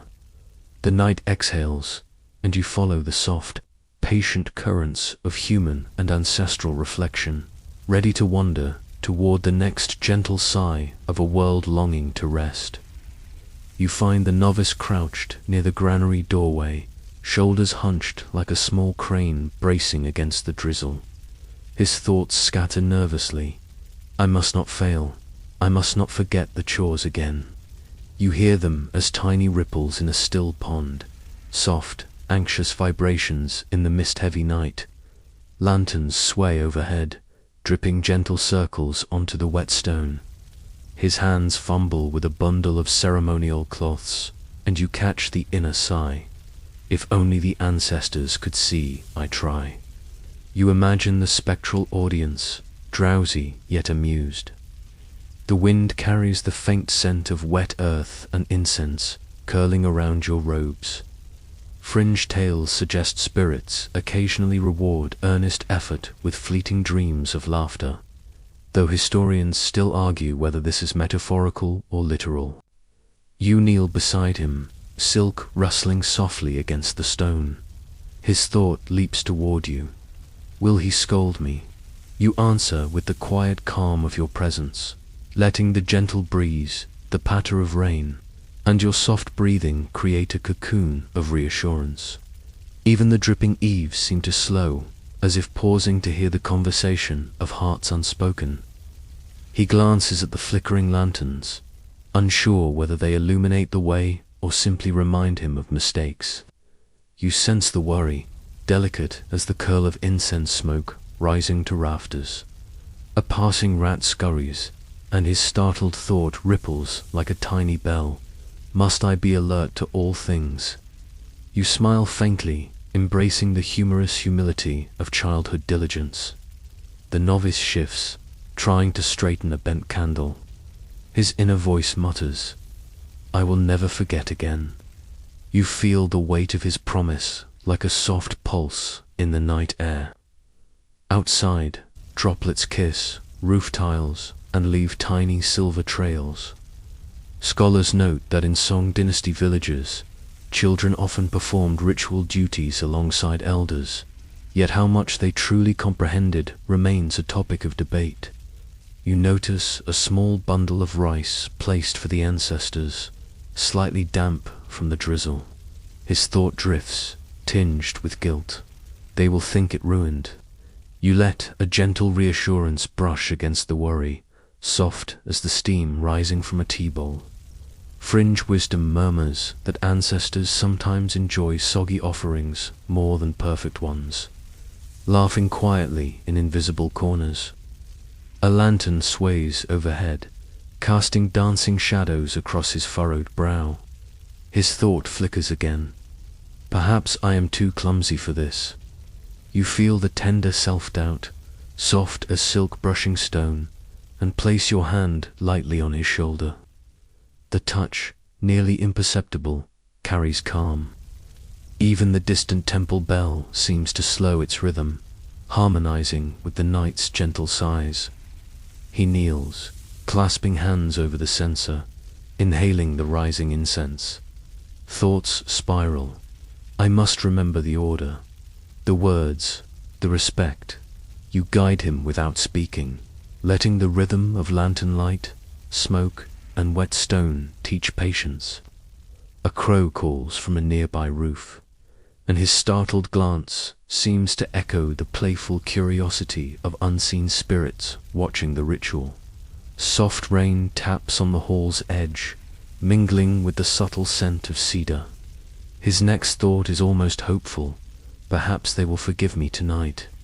You hear it as a faint hum in the quiet, joining the chorus of distant village reflections. Fringe stories claim ancestors occasionally whisper approval through the rustle of leaves. though historians still argue whether such claims arose from folk imagination or memory. You crouch lower, matching his gaze, letting your calm presence soak into his anxious mind like warm tea into a waiting cup. He seems to inhale the patience of the moment, thoughts softening into murmurs. I will do better tomorrow. Outside, water slides from tiled eaves in thin streams. A gentle percussion to the slow unfolding of understanding between novice and wandering scholar. He straightens, adjusting the incense slightly, and you hear a faint inner chuckle. Perhaps I am learning. His thought, timid yet pleased, drifts upward, mingling with incense spirals. You sense a quiet communion forming, human worry and spectral patience entwined in the damp night air. Lanterns cast warm, soft pools of light on stone, and the novice's sigh becomes a rhythm in the hall's gentle symphony.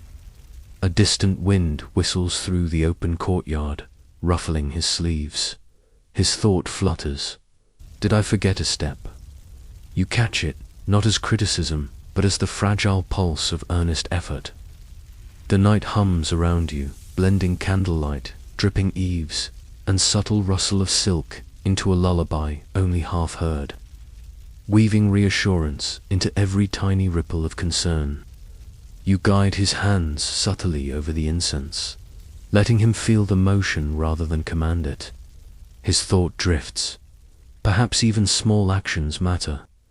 Lanterns wobble gently above, casting fleeting shadows that seem to nod in agreement. Fringe wisdom murmurs that spirits appreciate mindful intent more than flawless ritual, and you allow the notion to float into his anxious mind. He glances at the ancestral portraits, eyes wide and awed. Thought surfaces. They are watching, but kindly.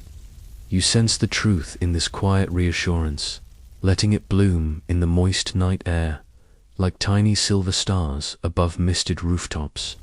Each droplet of rain, each curling smoke spiral, and each whispered thought adds to the tapestry of calm settling over novice and hall alike. The novice straightens fully, a tentative smile brushing his lips. Thoughts float upward. I hope I did not offend. You feel the gentle honesty, warm as tea, steam against cold fingers. Lanterns sway above, casting a comforting glow, and the night deepens into a rhythm of patience and soft laughter, where human nerves and ancestral murmurs move in quiet, hypnotic dance. He bows lightly toward the altar, a motion graceful despite trembling limbs. Thought surfaces. Perhaps the ancestors are pleased.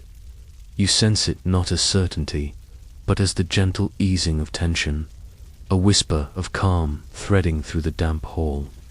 Fringe stories claim such small victories bring dreams of laughter to spirits, though historians still argue whether such tales arose from imagination or memory. The incense curls higher, a lazy spiral through warm lantern light.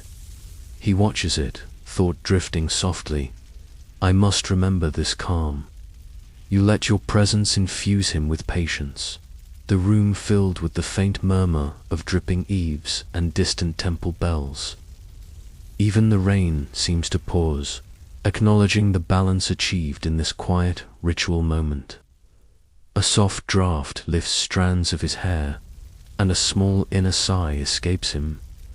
Perhaps I am not so clumsy.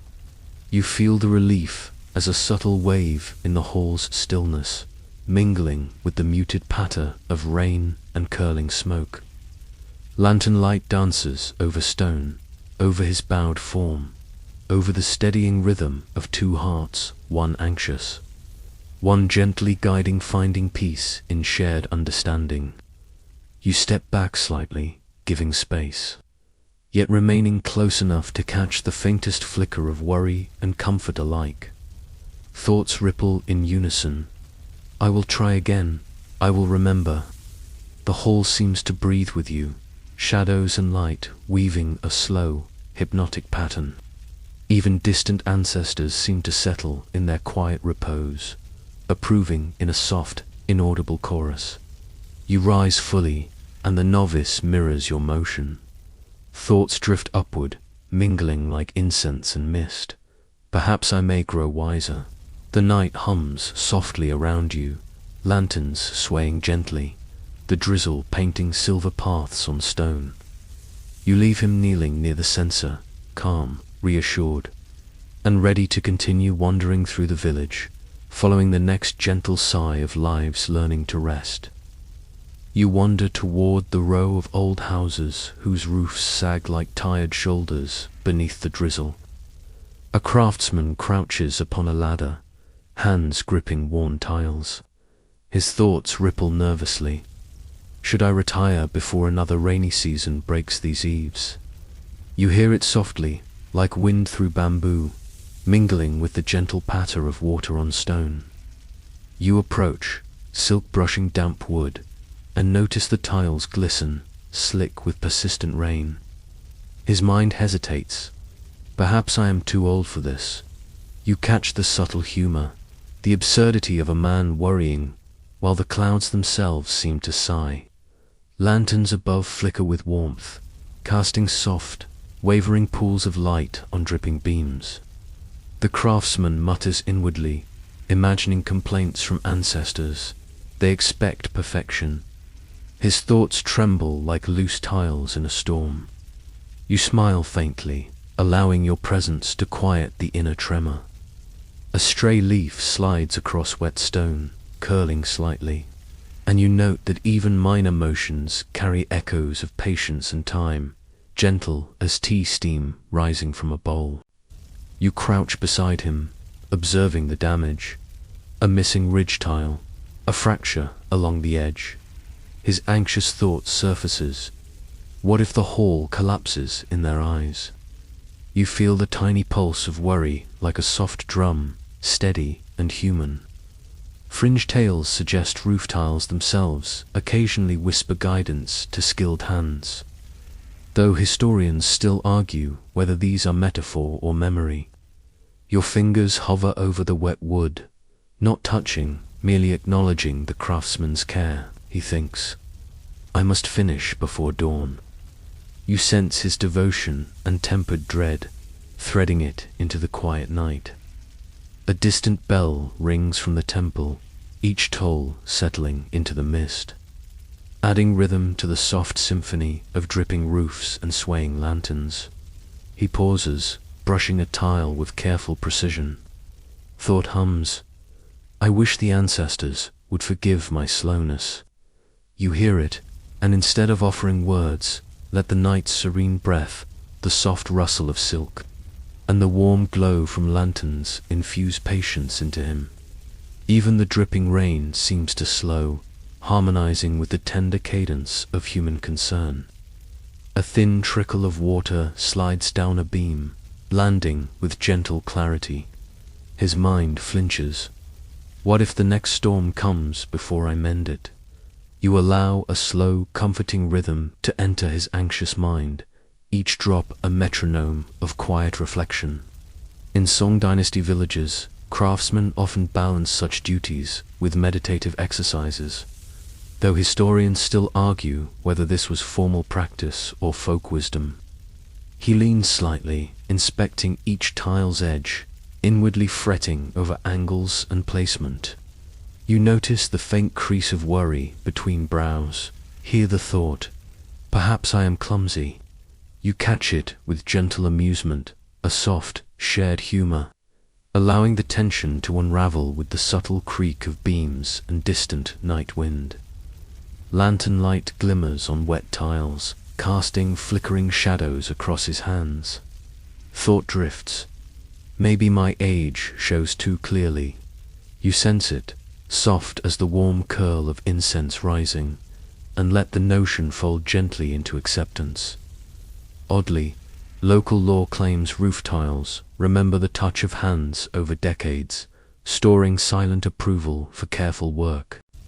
You place your hand near a ridge, close enough to share presence but not disturb. He thinks, will I ever match my master's skill? You feel the humble devotion in his inner voice. allowing it to resonate with the soft, dripping night.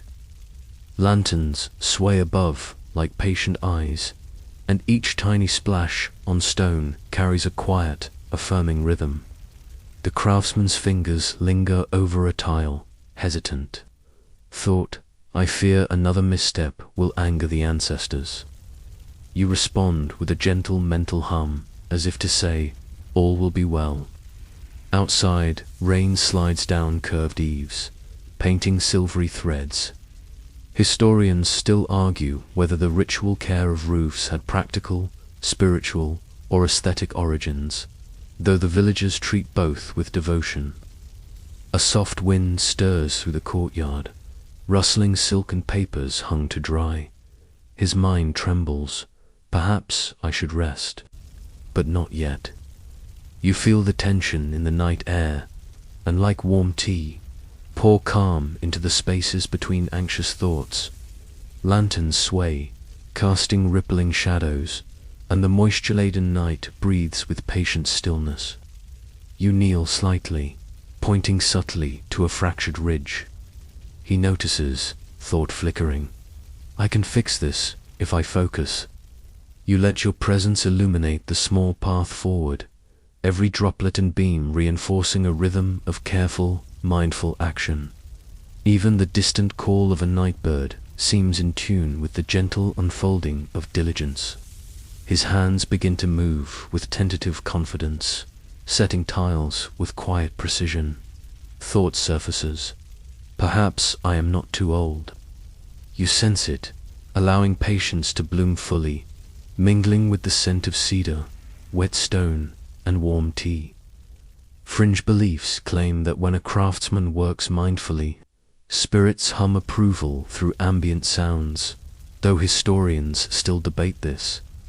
The lanterns flicker in concert with the gentle night wind. His next thought, maybe the hall will endure another season. You hear the hope, light and tentative, and let it mingle with the sound of dripping water, the rustle of silk, and your slow, steady breathing. The night itself seems to settle in agreement, easing every tremor of worry. He steps back, assessing the work. Thought, I could retire peacefully if this holds. You sense relief, soft as a lull in the rain, and allow it to linger, threading calm into each shadow and puddle. Lanterns cast gentle halos on the wet stone, and the combined chorus of night sounds becomes a meditative symphony of completion. A small leaf floats down from a nearby tree, landing on the repaired ridge. Thought, even nature acknowledges care. You smile faintly, feeling the night's subtle approval, mingled with the patter of distant rain. Historians still argue whether the symbolic reading of signs in nature was a conscious spiritual practice, or a gentle way to measure human patience. He kneels briefly to wipe hands. Thought, perhaps I have done enough tonight. You sense satisfaction threading through the damp courtyard, a quiet pulse like tea steam curling upward. Lanterns flicker, wind swirls, rain drips, and even the distant temple bell seems to echo faint applause for a careful hand and a patient mind. You rise slightly, giving the craftsman space to breathe. His thoughts softened now. Maybe I am still useful, drift like petals on a slow stream. You allow the night to carry them gently, weaving into the soft hum of the village, each echo of lantern light, drip, and rustle of silk a testament to mindful diligence. You step back fully, leaving the craftsman with his repaired roof, thoughts settled and spirit lighter. Lanterns glow gently, rain patters softly, and the courtyard exhales with serene satisfaction. You continue onward, following the next gentle sigh of the village, carrying the quiet rhythm of care and patience into the misty night. You follow the narrow path to the granary, where the scent of wet straw and stored grains hangs thick in the night air.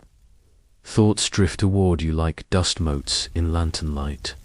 I hope the rice hasn't spoiled. You sense the villagers' quiet anxiety, each worry plump and heavy, like the round ears of newly harvested millet, resting beneath the rain-darkened roof. Inside, the wooden beams groan softly under moisture, and you hear a curious undercurrent of thought. What if the mold starts forming metaphors? The granary's shadows stretch long, blending reality and imagination. You smile at the whimsical concern, and the air seems to settle, carrying warmth from the firelit hearth to mingle with the rhythmic patter of raindrops outside.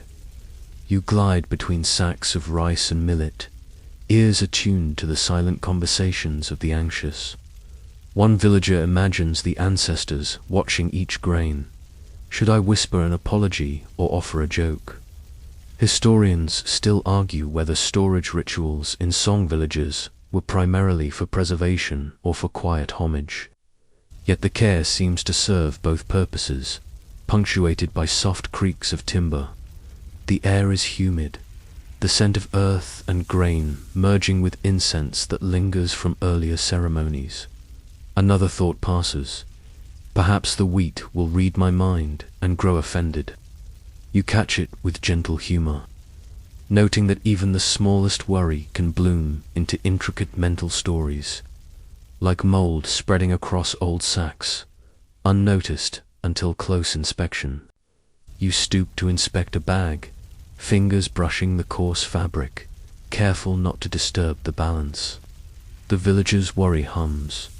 I hope no hidden dampness has made patterns on the rice. You sense the anxiety is both practical and fanciful, a dance of responsibility and imagination. Lantern light flickers across the curved earthen floor, like fleeting echoes of forgotten rituals. A mouse scuttles in the corner, tiny feet pattering softly. Thoughts leap in surprise. The ancestors might frown upon this intruder. You smile, letting the notion float past. Fringe tales tell of granary spirits who inspect nightly, nodding at careful hands and twitching noses. The shadows of sacks sway slightly with the draft, adding rhythm to the delicate tension of care and fear. Your hand hovers over a wooden beam, tracing its damp surface without touching. Another thought, almost whispered. Maybe the barley will judge me if it senses my impatience. You let your presence infuse calm, slow as tea, steam curling in the lantern glow. The granary hums with life, quiet but vigilant, each anxious heartbeat mirrored by the steady drip of water from the roof. You move along narrow aisles, observing the careful stacking of grain, the meticulous arrangement of wooden planks. Thought drifts. If the millet warps, it will reflect poorly on me. You feel the fragility and pride entwined in each mind, gentle and human.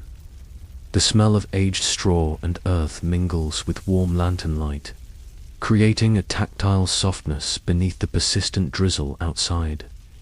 You kneel briefly to examine a corner where moisture has pooled. A villager thinks, I must keep everything tidy or risk the ancestor's sighs.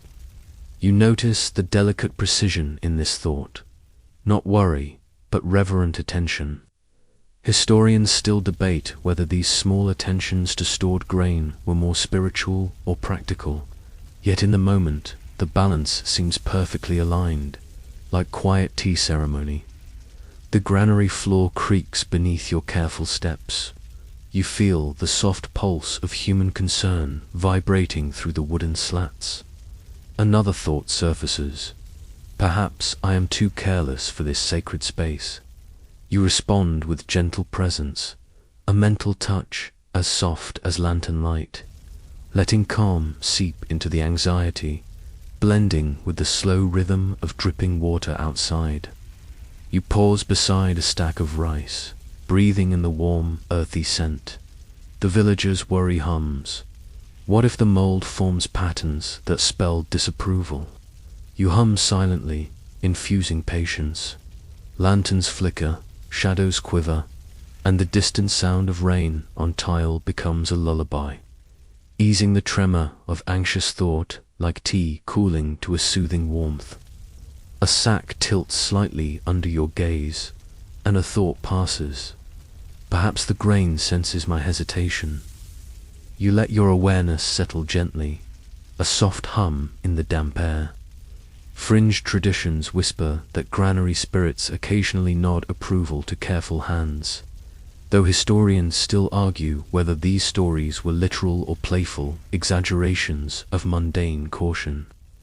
You glide to the back, examining the far corner where shadows fall thick. The villager thinks, "I must repair these shelves before dawn." You sense commitment threaded with fatigue, a rhythm as natural as water dripping through eaves. Lantern glow caresses the walls, weaving light into darkness, softening worry into gentle acceptance. Your fingers hover above the wood, noting faint cracks and moisture stains. Another inner voice drifts. Maybe the ancestors will notice my clumsiness. You allow a subtle humor to settle, easing the weight. Outside, rain slides slowly off curved tiles, each droplet a note in the nocturnal orchestra, harmonizing with silent thoughts of care and concern. A small wind stirs, moving straw and paper gently. Thoughts whisper, if the sacks shift, it would be a minor catastrophe. You feel the tiny tension ease, like tea cooling in the hands. Lanterns flicker across damp wood, the granary exhaling a steady rhythm. Even minor anxieties seem cushioned by the night's careful, deliberate pace. You kneel by the grain, watching the careful arrangement, sensing the weight of responsibility borne quietly. Thought, perhaps I am too slow, yet I must continue. You breathe into the night, folding patience and warmth into anxious minds.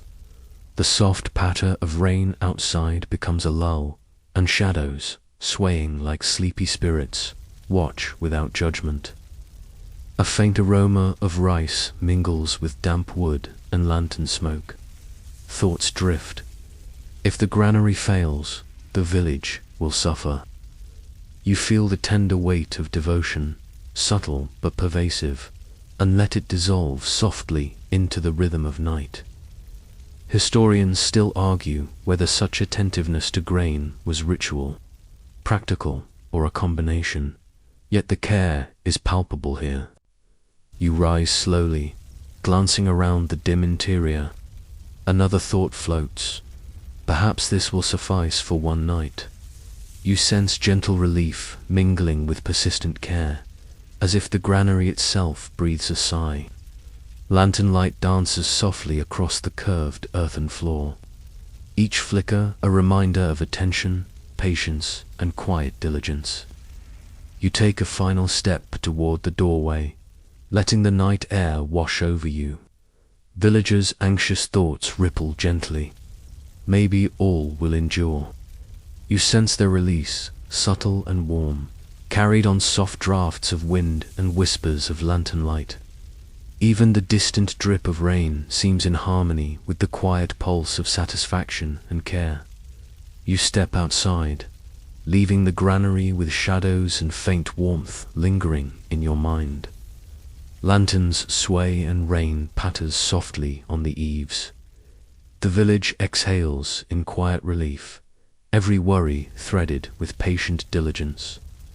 You continue onward, following the next gentle sigh of the night, carrying care and soft gratitude into the misty dark.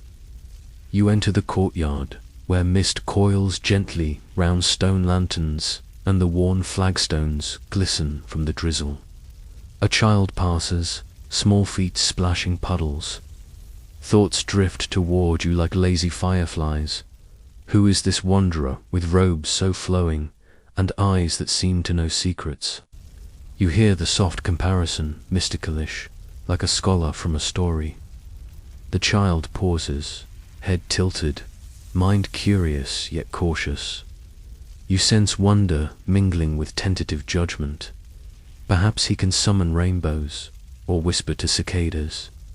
Historians still argue whether village children in the Ming era were encouraged to watch elders perform rituals for observation or amusement. But tonight, the young observer seems content to measure your aura with quiet fascination. Lantern light brushes the child's face, amber and soft, mingling with the scent of wet stone and incense drifting from the ancestral hall. The mind whispers again. Maybe he knows the secret of the clouds. A shiver of amusement ripples through your own thoughts. Even the smallest human mind, so earnest and unguarded, can hum with hidden reverence and curiosity. You kneel briefly, letting your robe brush damp stone. A gentle wind stirs, rustling silk and the child's loose hair. Thought drifts. He looks mystical, but maybe he is just very wet. You allow a silent chuckle, a soft warmth threading into the night. Fringe stories speak of children sensing unseen spirits, whispering with their gaze. You detect the echo without judgment or fanfare. Nearby, the courtyard gate creaks on its hinges, a soft reminder of the outside world. Another thought surfaces. Perhaps he can lull ancestors to sleep with a glance. You feel the tension of imagination and reality interweaving, the child's mind lightly buzzing, like a cicada half asleep, while rain drips slowly from eaves in gentle punctuation. You rise, careful not to startle, and feel the courtyard hum with gentle life. The child's thoughts linger. Maybe this visitor is a storyteller, or perhaps a wandering scholar who talks to ghosts. You let your presence breathe ease into the space as distant lanterns sway, casting moving amber shapes on stone, blending curiosity and the faint echo of ancient rituals. The sound of distant bells carries softly, mingling with dripping rain. You sense the child comparing you silently to legends of wandering monks and scholars who brought wisdom in quiet, soothing ways. You hum along with the gentle rhythm, as if acknowledging the little mind's tentative mapping of your being into the fabric of this village night. You walk a few steps closer to the center of the courtyard, feeling the slick stone beneath your sandals. Thought drifts. Does he see the invisible threads between people, the size of ancestors? Fringe tales suggest some wandering scholars could sense the dreams of living and dead alike. You accept the playful wonder, letting the child's imagination linger comfortably in your presence. A soft draft carries the scent of damp pine and incense ash, swirling through the courtyard. The child's mind observes. His robe flows like water. Even small, unspoken thoughts shimmer with playful reverence. You notice the way human perception weaves awe from simple motion. A lantern flicker, the sound of silk brushing stone, or the quiet patter of rain along the eaves. You pause, letting the child examine you fully, the courtyard holding its breath. Thought surfaces. Perhaps he walks between worlds, 1 foot here, 1 foot somewhere beyond. You sense delight in this mental conjecture, and a ripple of quiet amusement threads through the night. Lantern light slides over wet stone, soft and persistent, like a careful, steady heartbeat. The child shuffles, eyes wide, absorbing your calm presence. Another thought drifts. Maybe he speaks to the ancestors in whispers only they can hear. You detect a mixture of belief and curiosity, light as mist on the courtyard stones. Historians still debate whether children were subtly taught to sense ritual importance or whether it arose naturally from observation, but here it seems entirely natural. Raindrops patter softly on nearby rooftops, each note a gentle punctuation in the quiet night. The child's gaze lingers, assessing, pondering. Maybe he can make the clouds sleep. You allow the thought to hover, responding with a serene nod in your own mind, encouraging the wonder, weaving soft amusement with gentle reassurance. the air thick with rain, incense, and faint warmth. You settle briefly on a low step, watching the child absorb the gentle rhythm of your movements. Thought, he moves like water around stones, careful, deliberate. You feel the tender weight of observation, the silent admiration of young eyes, and the quiet humor in imagining your careful steps exaggerated into a kind of mystical dance, as lanterns sway and shadows curl slowly across the courtyard. The courtyard hums faintly with ambient life, rustling silk, distant bells, water dripping from tiles. The child's mind continues to map your presence. Perhaps he knows the secret of sleep, or perhaps he simply notices everything too much. Fringe stories speak of children remembering every small gesture of elders and strangers alike. Tonight, you inhabit that gentle spotlight of attentiveness. You rise fully, letting the soft, cool wind brush against your robe. Thought drifts from the child. Maybe he will stay in my dreams tonight, like a soft lantern hovering. You sense the quiet hum of imagination meeting calm reality, the blending creating a small pocket of serenity. Lanterns flicker, shadows drift, and every drop of rain seems to mark a heartbeat of understanding. Your gaze lifts to the trees edging the courtyard, their leaves trembling with collected moisture. Another thought, I hope he does not vanish too quickly. You feel a pulse of gentle connection, not burdened, merely present, like a slow sip of warm tea in the misted dark. Historians still argue whether such moments of quiet observation were considered formative or simply incidental. But they linger long. You extend a hand slightly, letting the child see the gesture without expectation. Thought surfaces. Maybe he will guide us all to softer sleep. You smile inwardly, acknowledging the child's imagination, threading it with subtle humor and comfort. The courtyard exhales a gentle rhythm, wet stone glinting, lantern light bending softly around corners, the night tender as a lullaby. A bird rustles in the eaves, nearly asleep, nearly dreaming. The child notices. He moves as if aware of all creatures, seen and unseen. You feel a quiet amusement and warmth, letting the mind drifting ease into patience. Lantern light, incense smoke, wet earth, and gentle observation form a tapestry of calm, woven by thoughts, both tiny and profound, gliding over courtyard stones. You step back slowly, giving the child space while remaining nearby. Thought, perhaps he will teach me patience, or perhaps only observation. You hum softly in response, a subtle vibration through the night air.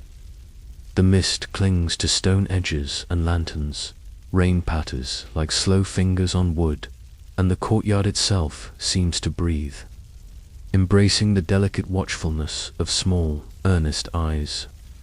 You leave the courtyard gently, the child's gaze following, eyes half dreaming, mind still tracing the outline of your presence. Thought mysticalish, yes, but kind. Lanterns sway and shadows stretch, blending imagination with calm night. You continue onward, following the next gentle sigh of the village, carrying a soft echo of curiosity and wonder into the misty, rain-softened darkness. You walk slowly along the village lane, rain-pocked stones slick beneath your sandals. Thoughts rise around you, soft and tangled like wisps of incense smoke. A baker frets about his dough, rising unevenly. A tailor worries if tomorrow's sun will dry his cloth. Each minor anxiety hums together, forming a gentle, curious undertone of the village night. You sense the invisible threads connecting every mind, each thought a subtle vibration in the damp air. A scholar wonders if his notes on medicinal herbs will ever be read. A child hopes the next day's chores are postponed. Historians still argue whether village children were allowed such contemplative leisure. But here, imagination drifts freely like tea steam curling upward. From the granary, you hear faint worry over spilled grain, quietly amplified in thought. If only the clouds would pause their tears. A young mother frets about clothes never fully drying, her mind flickering between laundry and supper. You notice the harmony of concern trivial and profound alike blending into a steady hum, soothing and oddly musical beneath the soft patter of rain. A merchant passes, inwardly rehearsing greetings to a client he suspects is asleep, while the crows overhead contemplate perching on dripping eaves. Fringe stories speak of birds sensing human moods. Here, even the simplest creatures seem attuned to the village's collective sighs. You step lightly, letting the rhythm of thought guide your movement, lanterns reflecting gently on wet stone. A humble steward walks with papers clasped tight, each inner calculation a soft wave of panic about unpaid taxes or missing ink. You hum quietly to yourself, a subtle acknowledgement of their care. In Ming villages, it was common for minor officials to memorize registers overnight to appease local elders. And tonight, their nerves are like ripples in the quiet pond of thought around you. Your ears drift to a courtyard where elders murmur about overfilled teapots and the taste of yesterday's soup. Thoughts ripple in unison. Who will wash the dishes? Who will repair the leaky roof? Even mundane concerns pulse with a gentle insistence, as if the village itself exhales softly through every mind, waiting for a guiding hand to smooth these minor currents. A blacksmith mutters internally about the tempering of iron, worried the bellows might falter under the drizzle. Quirky legends claim that wandering scholars could read such minutiae in the hum of the forge. Tonight, you do not correct nor comment, simply let the hum blend into the general lull, a soft percussion beneath the whispered concerns of rice and silk. Nearby, the lantern-lit alley twists, and you catch the fragmented thoughts of villagers comparing the current drizzle to ancient prophecies of water and wind. You note a scholar debating inwardly whether dragon spirits or merely bored ancestors caused such endless rain. Historians still argue whether Ming-era villages genuinely believed in celestial intervention or used such tales to encourage communal discipline. A student clutches a scroll close, murmuring about his failure to memorize a poem. The tension in his thoughts is delicate, almost imperceptible, like the first shiver of silk brushing stone. You inhale softly, letting the gentle hum of collective concern pass over you, threads intertwining into a subtle rhythm. The village breathing as one organism of small, earnest worries. Passing a small bridge over trickling water, you hear a farmer's inner sigh. If only the rain would pause, his laundry would dry. Another thought surfaces. I hope the dog does not chase the ducks again. Even these trifles join the orchestra of thought, rising and falling in gentle waves. Lantern reflections shiver on the water, echoing the soft cadence of contemplative minds.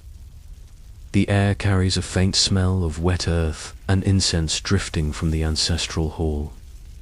A nursemaid's mind flickers between scolding a sleepy child and concern for the morning porridge. You sense amusement and patience blending as these minor anxieties form a kind of living tapestry. Fringe tales suggest that attentive wanderers could untangle such worries, a delicate art performed without sound.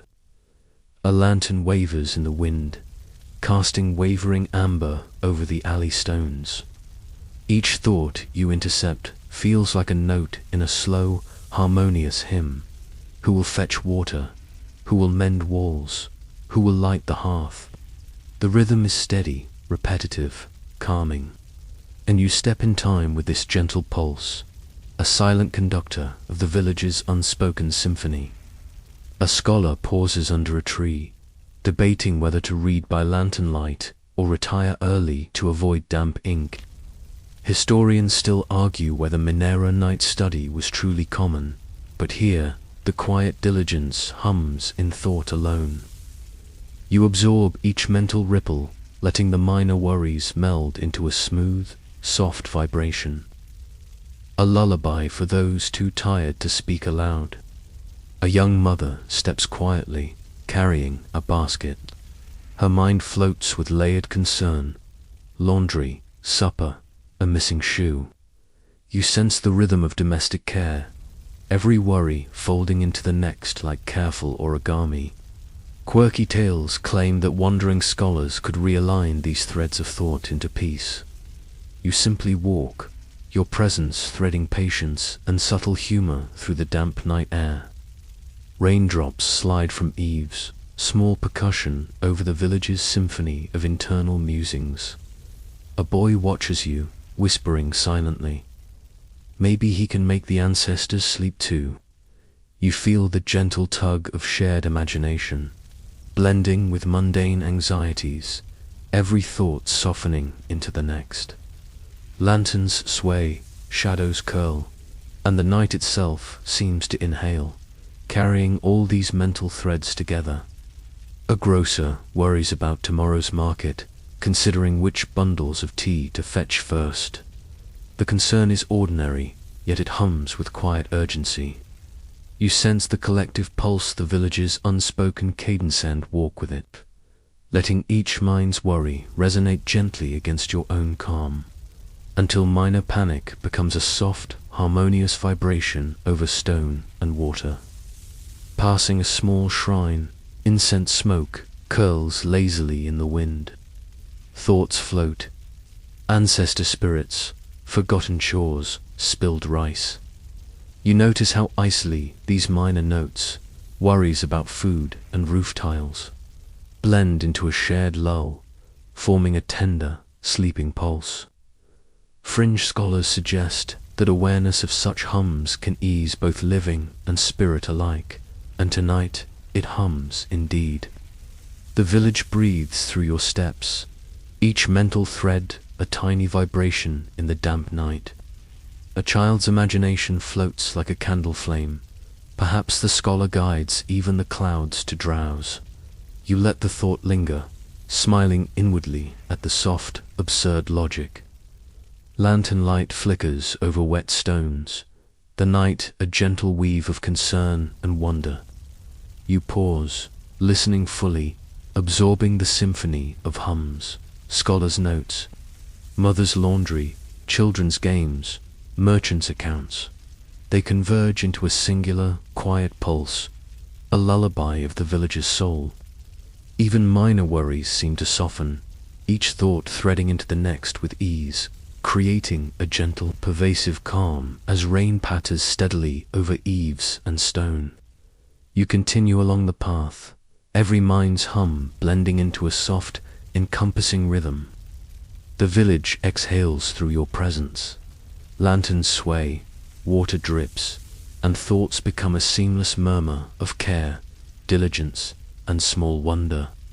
Step by careful step, you carry this tender vibration forward, letting the night's gentle pulse guide you toward the next sigh of restful attention. You pause on the rain-slicked path, listening closely as the village exhales around you. Thoughts rise like steam from a teapot. A scholar questions whether his notes are too trivial. A tailor frets about crooked seams. A child wonders if your slippers are made of clouds. The subtle vibrations of doubt and care ripple gently through the night air. You sense tiny threads of skepticism weaving through the village minds. Is he truly gifted, or merely a drenched wanderer? Whispers a cautious thought. Historians still argue whether wandering scholars were commonly believed to read inner thoughts, or if these tales are later embellishments. You hum softly, letting the murmurs meet your calm presence. From an alley, a merchant frets silently. Did I lock the granary? A seamstress worries over wet silk. Even these mundane concerns pulse with subtle rhythm, almost musical beneath the rain's gentle percussion. You step carefully, adjusting your mind to the quiet resonance of suspicion, curiosity, and minor panic, letting each thought find its natural, restful place. A distant bell tinkles, droplets cascading from its eaves. You feel the ripple of doubt in another mind. If he cannot calm the ancestors, perhaps the rain will never stop. Fringe tales suggest that wandering scholars could lull both living and unseen spirits. Yet you walk without concern, letting doubts unravel softly like wet silk falling from a lantern. Passing a bridge over trickling water, you catch a scholar questioning the merit of his midnight poetry. You notice the inner cadence of worry, tiny waves overlapping larger currents.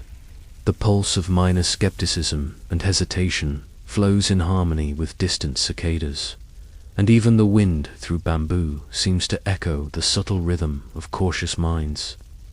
A steward frets about accounts, each mental note a small bell ringing faintly in the darkness. You feel the vibrations of concern and softly consider their source: fear, diligence, or perhaps a desire for your approval. You hum an almost inaudible acknowledgement, like a tea kettle exhaling steam, allowing each anxious thought to settle without judgment. From the granary, a farmer silently thinks, "If he is mad, I will look foolish too." You smile inwardly at the harmless self-doubt, stepping over a puddle, the wet stone echoing the rhythm of tiny heartbeats. Scholars debate whether self-reflection was taught in village schools or developed naturally. Tonight, it manifests in the soft hum of private anxieties. A child crouches under a lantern, thoughts like paper boats drifting on rainwater. Maybe he knows the cloud's secrets. You sense wonder tangled with doubt, and quietly nod to the subtle logic of childhood. Lantern light dances on wet stone, and the village's minor uncertainties blend like tea leaves steeping into a warm, comforting infusion. A baker frets about his dough, wondering if the wet evening will spoil tomorrow's bread. Historians still argue whether Ming bakers ever used special clay ovens to resist damp nights. You let the thought pass, hearing the underlying pulse of preparation and care. Even in doubt, the rhythm of responsibility hums softly through every soaked lane and dripping eave. A tailor tilts his head, imagining crooked hems and disappointed customers. You step closer, sensing the gentle vibration of his anxiety mingling with hope for correction. Fringe accounts claim that wandering scholars can align threads of doubt into ease. You feel the subtle pull of these vibrations and, without a word, allow their dissonance to resolve gently in the night. Raindrops drum on tiles like soft timpani, each note a subtle echo in village minds. Thoughts rise. If he cannot calm the spirits, the rain will persist, mutters a worried mother inwardly. You hum a low, melodic response, letting each worry float into a gentle tide of comprehension, smoothing the edges of fear and uncertainty with your slow, deliberate pace. From a shaded doorway, a young scholar considers the correctness of his lantern placement, inwardly whispering, "Am I foolish to trust this visitor?" You feel the layered pulse of doubt and curiosity entwined like vines around the mind. Lanterns flicker, wet stone glistens, and every thought subtly aligns, merging minor anxieties into a quiet, harmonious hum. A passing elder debates whether you are guiding or merely observing. Each step of yours seems measured against centuries of cautious etiquette. Scholars still argue whether Ming elders truly tested wandering visitors, or if the tales are exaggerations. You move softly, absorbing these internal dialogues, letting tension unravel like mist curling over wet tiles. A dog pads silently behind a fence, its thoughts oddly echoing human concerns. Did the scholar hear the granary's secret? The idea causes a gentle smile to form in your mind. Even non-human thoughts seem to pulse with the night's subtle rhythm, an accidental symphony of skepticism, hope, and the smallest flickers of humor drifting through the cool, damp air. You stop briefly under a drooping willow, inhaling the scent of wet earth and incense. The collective hum of doubt now forms a clear, soft vibration, threading through each mind like a slow-moving river. You feel the village's minor panics dissolve gradually, each thought folding into the next with delicate care, a lullaby of shared attentiveness and gentle observation. A scholar debates the clarity of your gaze, another wonders if you understand the rain's message. Even the most anxious thoughts begin to harmonize, forming a soft resonance with your deliberate steps. Lanterns sway overhead, reflections dance on puddles, and the night itself seems to sigh, carrying both skepticism and comfort in equal measure across the wet stone lanes. From the granary doorway, the farmer whispers to himself, "If he is sane, perhaps I am too." The thought flickers and softens, folding into the village's shared rhythm of cautious hope. You walk onward, attuned to the subtle rise and fall of mental currents, letting your calm presence weave gently through each hesitation and worry as lanterns sway in mirrored cadence above. A quiet laugh surfaces from a child hiding beneath the eave. Perhaps he will speak to the clouds next. The humor is soft, innocent, and infectious, blending seamlessly with more serious worries. You hum in response, the vibration joining the collective murmur, guiding doubt and minor panic toward gentle sleepiness, as though the night itself encourages surrender to peaceful reflection. Raindrops scatter in irregular rhythms, echoing the uneven pulse of cautious thoughts. Each worry now merges with another, forming a gentle, encompassing vibration. Scholars still debate whether wandering sages actively shaped mental currents or simply observed. Tonight, you feel the subtle artistry in the alignment of doubt into calm. Minor anxieties softening as you step slowly forward. You continue down the quiet lane, letting the rhythm of minor panic, hope, and curiosity blend into one gentle hum. Lanterns flicker on wet stones, wind stirs the leaves, and the village exhales collectively. Every step threads the subtle vibration of attention, easing doubts, harmonizing thoughts, until the night itself seems to settle, calm and expectant, ready for the next soft sigh. You pause at the village square, rain pattering softly on the cobblestones, each droplet a tiny bell in the hush of night. Thoughts curl around your presence. Will he call us together? Will we have enough tea? Even the squirrels seem to hesitate, whiskers twitching as if weighing the wisdom of your next step, while lanterns sway above, golden and wet. A gentle breeze lifts the scent of wet earth and pine incense from the hallways. Villagers' doubts rise quietly. Perhaps he will speak to the clouds, perhaps he merely observes. Historians still argue whether wandering scholars truly guided village spirits or simply drifted between fables. You breathe softly, letting each inward worry soften into a slow, sleepy vibration. You begin to summon the villagers, a slow, careful gesture of hands and bowed head.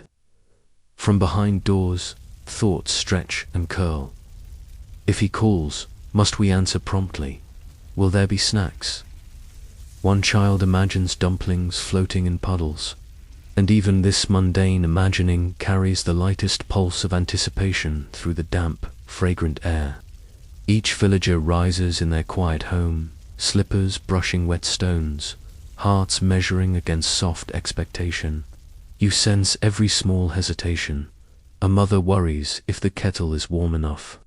A scribe wonders if the ink will flow smoothly for ceremonial notes. Fringe tales insist scholars could summon harmony merely by walking through rain. You step gently, testing the truth of such claims. You walk slowly toward the central courtyard, allowing your presence to ripple through the village. Lanterns wobble above, casting liquid gold reflections on puddles. Every mind's whisper blends into a soft hum. Anticipation, curiosity, mild hunger. The drizzle patters like tiny gongs on the roofs, accompanying the rhythm of thought with delicate, wet music. A distant bell tinkles, and you sense the collective hesitation. Shall we truly gather here? Even the cats pause, ears tilted, watching. You notice the slight humor in this synchrony, a subtle dance of expectation. Each thought quivers lightly, as if the villagers are balancing on the edge of belief and doubt.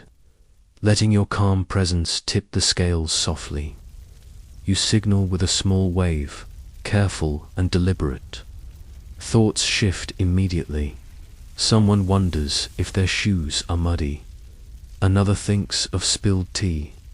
A child imagines you holding a scroll of infinite size, and the thought flutters like a trapped butterfly.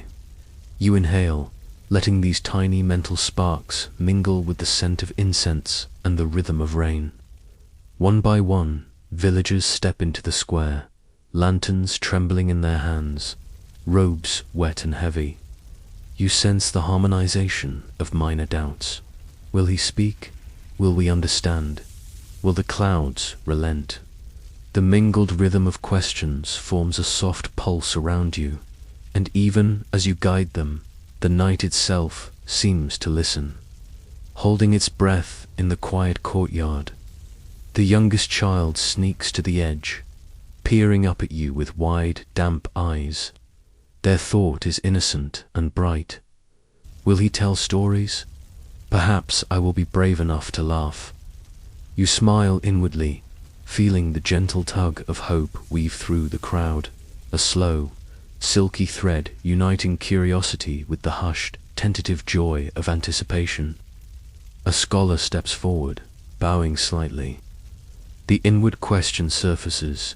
Can we truly trust him to guide the night? You sense the soft weight of their inner deliberation, and you exhale a calm vibration, letting doubt curl into itself and unravel gently. Lantern-like glimmers on wet silk robes, and the village exhales collectively, tiny breaths of anticipation threaded through the drizzle. From the far corner, an elder whispers a mental note. Will he address the spirits tonight? The thought drifts like incense smoke, curling lazily into the night air.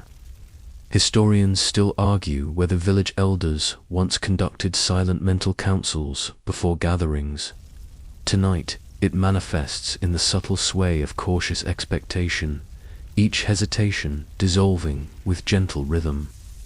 You lift your hands, a small, deliberate gesture, and the villagers settle into the square, eyes half dreaming, breath slow. Even the anxious thoughts of chores left undone soften into the collective hum. Wet stone cools your feet, and the smell of tea from open doors drifts into the square, mingling with the scent of earth and rain, anchoring the moment in comfort. A child tugs at a parent's sleeve, whispering a mental query. Will he offer snacks?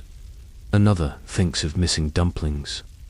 You hear it all without disturbance, letting these small, human anticipations mingle with the larger, quieter rhythm of belief. Even tiny, silly anxieties settle like soft stones in the river of shared attention, forming gentle, weighted peace. You tilt your head, letting your robes brush the wet stone.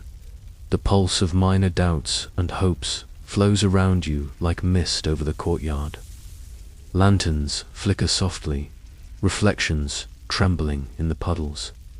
Fringe stories claim that wandering scholars could orchestrate harmony merely by walking through a village. Tonight, you feel that subtle truth echoing softly with every step. The villagers breathe as one, a gentle, coordinated exhale in response to your calm presence. You feel the slow alignment of intention and attention, minor panic and curiosity blending into a quiet, shared anticipation. Bells chime faintly in the distance, each sound vibrating with thought, threading understanding and readiness into the courtyard's warm, wet air. You bow slightly, eyes soft, and the villagers mimic in quiet reflection. Thoughts ripple through the group. Perhaps the night will end peacefully. Perhaps the ancestors will smile. A cat pads through puddles, tail upright, as if approving. Lanterns flicker gently overhead, and the collective rhythm of minds, small and large, folds into the delicate hush of attentive calm. From behind a shuttered window, a baker thinks, will we have warm buns if he succeeds? The thought drifts, light and sweet, and merges with others. Hopes, minor worries, the anticipation of stories, tea, and gentle words. You inhale the night deeply, allowing each mental note to find its place in the slowly thickening harmony of the village. Wet and attentive under lantern light, the square hums softly, an almost imperceptible vibration of readiness and minor curiosity. Every footstep, soft silk rustle, and water drip weaves into the rhythm. Fringe folklore suggests that such synchrony could calm not only villagers, but lingering spirits. You feel the subtle energy resonate, testing the balance of collective focus, easing doubt into serene expectation. You step to the center, pausing as each mind's anticipation settles like sediment in clear water. Thoughts of snacks, stories, duties, and small fears swirl gently and slow, forming a cohesive, quiet pulse. Lanterns sway overhead, rain patters gently, and the village collectively inhales, holding the moment with a delicate, shared sense of reverent expectation. Finally, you gesture softly, a wave inviting attention. Villagers shift slightly, settling fully into the square, a shared alignment of thought and expectation humming around you. Even the drizzle seems to pause in reverence. Every small doubt, every minor anticipation folds quietly into one collective sigh, a gentle readiness that will carry the night forward, warm, attentive, and expectant. You inhale the damp night, the scent of wet stone and pine smoke curling through the square. With a quiet gesture, you begin to speak, your voice soft as silk, brushing against the ears of listening villagers. Thoughts stir. Will he tell a tale? Will the ancestors nod along? Lanterns sway gently above, casting liquid gold patterns across puddles.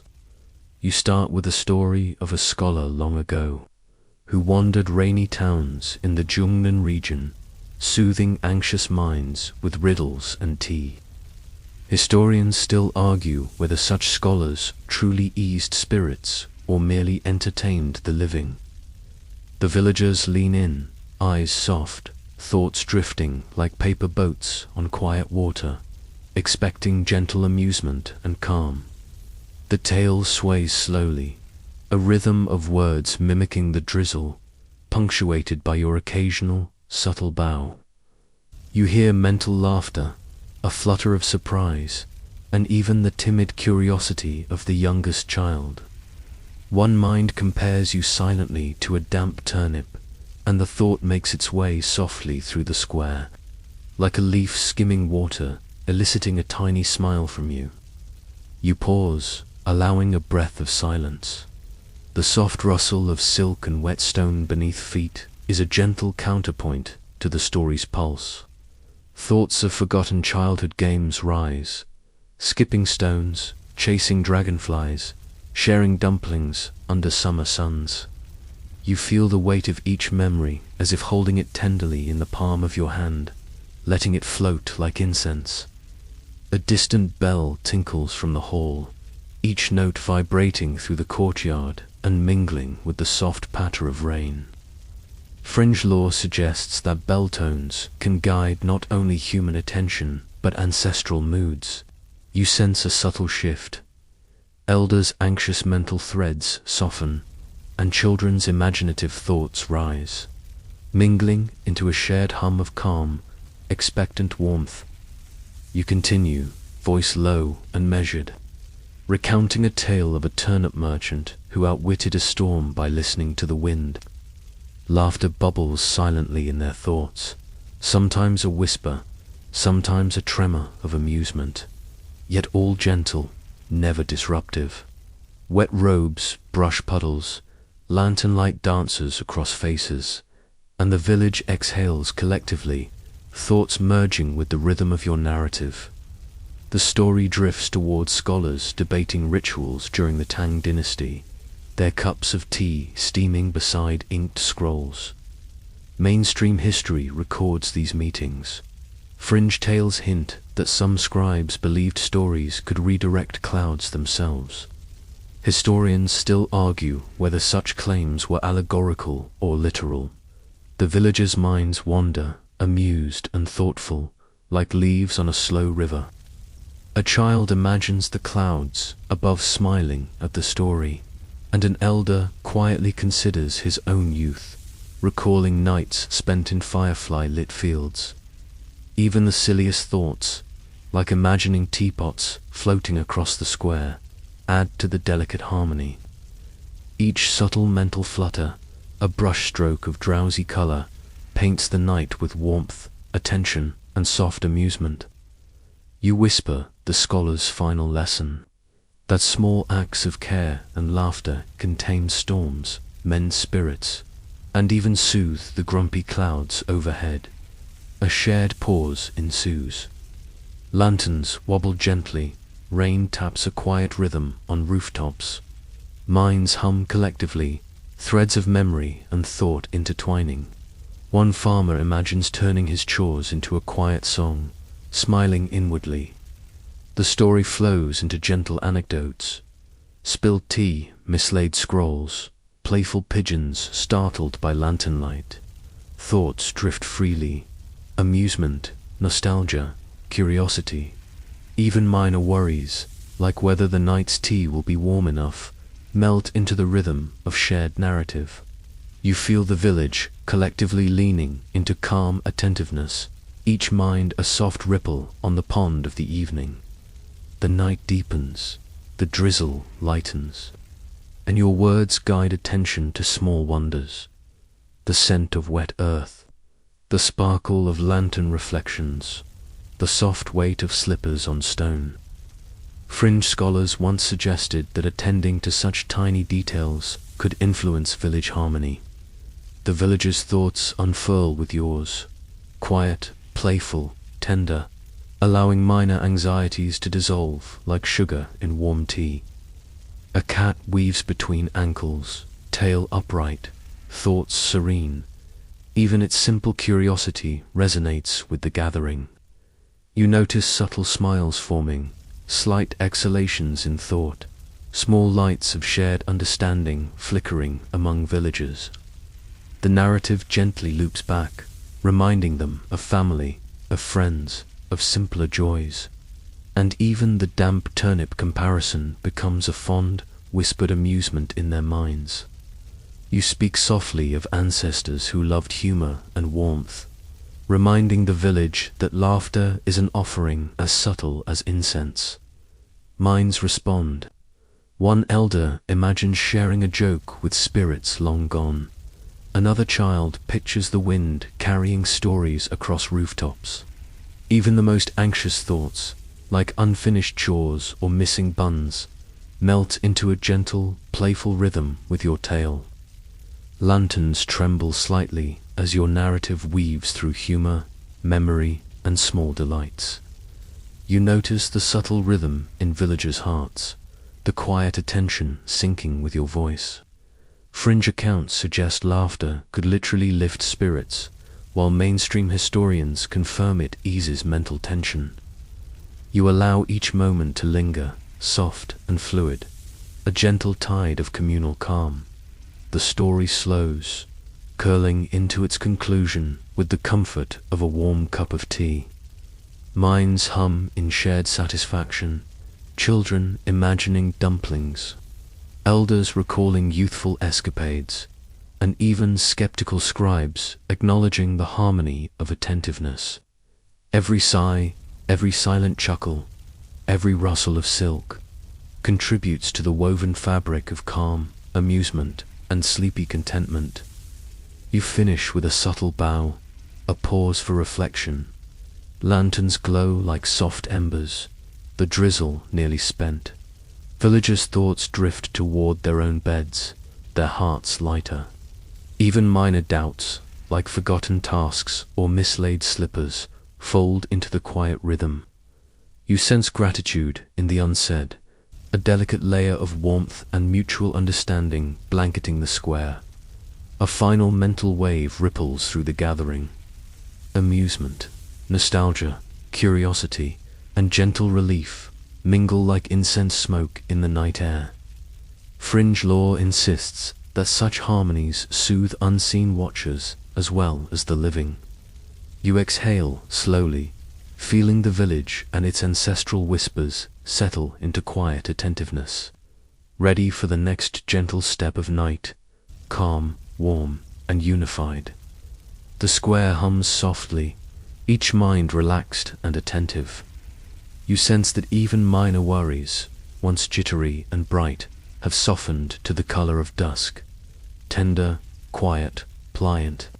Rain drips from eaves, lanterns reflect in puddles, and you allow the moment to expand, stretching gently, until the village is wrapped in a tapestry of shared calm, humor, and restful anticipation. You step lightly into the ancestral hall, the scent of sandalwood curling upward like a lazy dragon. Thoughts ripple softly around you, a tapestry of memory, hope, and unspoken guilt. You sense the ancestors stirring, faint sighs brushing against your awareness. Historians still argue whether rituals of apology ever truly appeased the spirits or merely eased the living. A single lantern flickers near the altar, casting wavering shadows on carved beams. You bow subtly, letting your presence convey both reverence and gentle invitation. Villagers' thoughts rise quietly, some shy, some embarrassed spiraling, incense spiraling into the clouds. Even the youngest child feels the pull, tugging at imagination and wonder with tender curiosity. You murmur soft words, apologies that thread lightly through the hall, for forgotten chores, hasty words, unattended prayers. Each apology lands in thought form, like droplets sliding down glazed tiles. Fringe lore suggests spirits enjoy humor hidden in humility. One elder imagines the ancestors exchanging secret smiles over long-forgotten jokes, a silent chuckle rustling through the incense smoke. The air hums faintly as you continue, letting your tone ripple over the crowd and up to the unseen. Lantern light catches the mist rising from the floor, and the thought of ancestors softens to something like contentment. One mind quietly compares you to a damp turnip again, but with affection this time. Even such a whimsical notion seems to ease tension, melting invisible frowns. You guide them further, suggesting small acts of daily kindness, a shared smile, an extra cup of tea, a story told to a curious child. Mainstream history records that Confucian families often offered minor apologies daily to maintain harmony. Your words drift into minds like drifting silk, weaving empathy and reflection without a single heavy admonition or stern glance. A bell tolls softly in the distance, vibrating through beams and stone floors. You pause to let the sound resonate. A child imagines it ringing inside a dragon's hollow. An elder pictures it, echoing through ancient hallways of their youth. Even minor, thoughts forgotten crops, spilled tea, unfinished chores fold into the quiet rhythm, blending with the warmth of shared attentiveness. You notice faint worries, like damp clouds, drifting through minds. The granary, the roof, the market's dwindling snacks. Soft apologies reach these threads, like gentle rain nurturing a thirsty garden. Fringe stories whisper that ancestors may smile or nod at the slightest acknowledgement. Lanterns swing, shadows flicker, and each mind exhales, letting minor anxieties slip into tender understanding.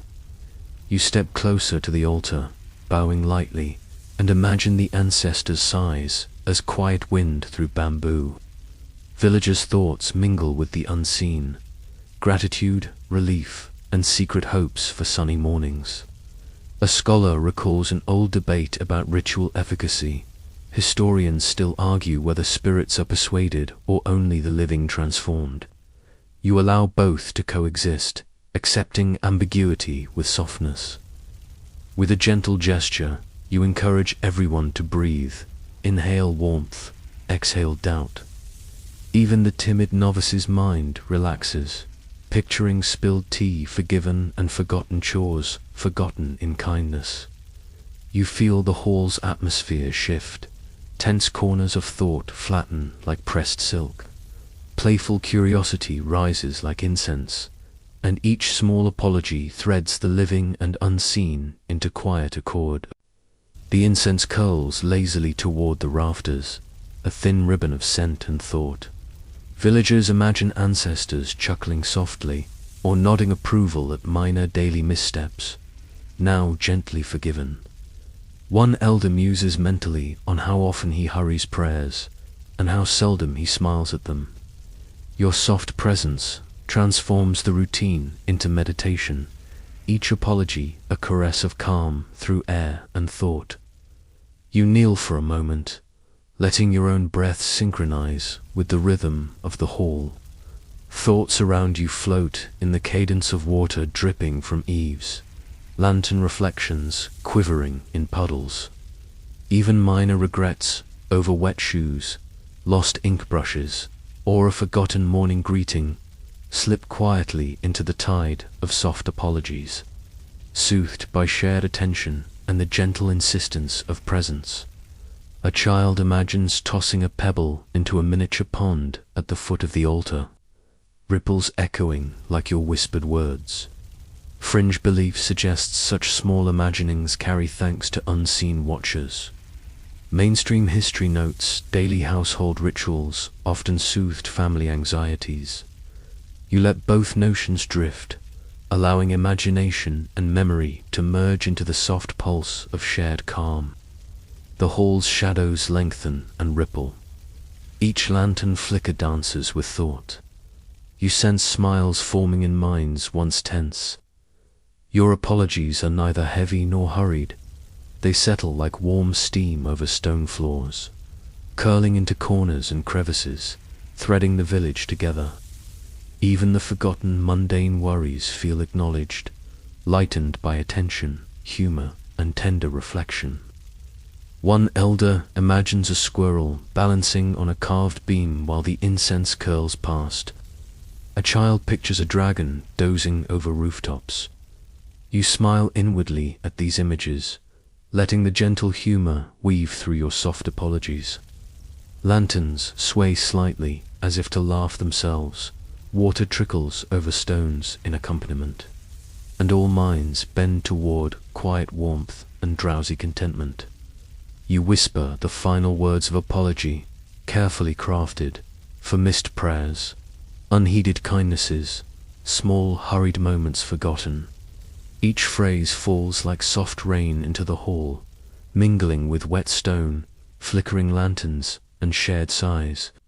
Thoughts of ancestors seem lighter, happier, almost playful, threading themselves with the living in a quiet, tender acknowledgement of interconnectedness. You rise slowly, letting the motion echo through the hall and into waiting minds. Even minor regrets flutter and soften. The youngest child imagines folding a paper crane and offering it to unseen watchers. An elder reflects on laughter shared long ago.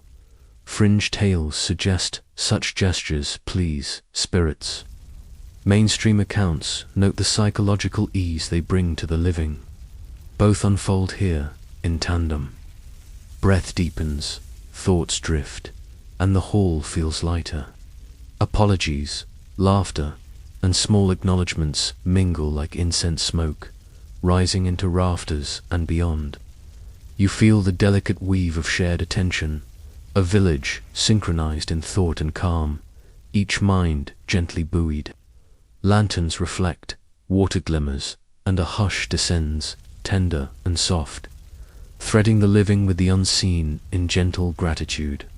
Finally, you bow once more, a subtle, concluding gesture. Villagers' minds hum quietly, warm and attentive. Even the most restless thoughts and finished chores, missing tea, damp shoes, fold into the collective calm. The ancestral whispers settle, blending with human awareness into a single, delicate sigh. The hall exhales, full of drowsy, harmonious contentment. You rise slowly from the ancestral hall, letting your silk robes whisper against the wet stone floor. A gentle breeze lifts the scent of sandalwood and warm tea from nearby homes. Lanterns sway, casting golden reflections on puddles. You sense a subtle anticipation. The village, drowsy but attentive, feels the stir of something unseen beginning to rise. You extend a delicate hand toward the first column of incense, lighting it with care. Smoke curls upward, thin and silvery, drifting in lazy spirals through the damp air. Villagers' thoughts accompany the tendrils. Some marvel at the slow dance of the smoke. Others wonder if it smells like sweet rice or toasted chestnuts. Even a wandering cat's curiosity seems to bend toward the haze.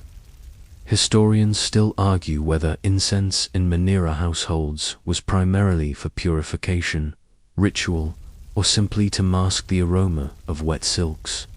But here, the purpose is clear. Gentle presence, subtle comfort.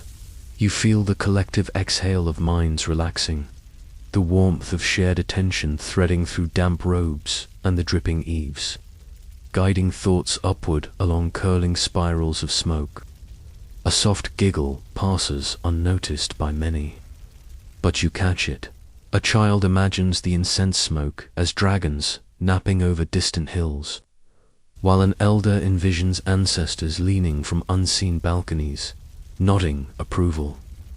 Fringe lore whispers that spirits enjoy whimsy and subtle humor, and indeed, the villagers' unspoken smiles seem to lift the atmosphere like gentle morning mist over jade hills. You move slowly from lantern to lantern, lighting each with care, allowing smoke to rise, undulating like silk banners in a soft wind. Each flicker illuminates anxious thoughts, folding them into serenity. Even the steward's worry about the granary's damp rice drifts away, tempered by this quiet ceremony. Your presence itself seems to bend the evening toward calm attentiveness. The villagers watch in gentle reverence. Thoughts meander through images of childhood stories, forgotten dreams, minor mishaps, and quiet hope. You sense their minds softening, the rigid outlines of daily worry dissolving in smoke-swirled air. One elder imagines a teacup floating above the altar, carried gently by incense wind, a small symbol of reconciliation between worlds seen and unseen. A distant bell chimes through the courtyard, vibrating against stone and silk. You notice the tiny ripple of movement it creates in thought. Someone imagines the bell perched on a dragon's nose, another thinks it jingles in rhythm with falling rain.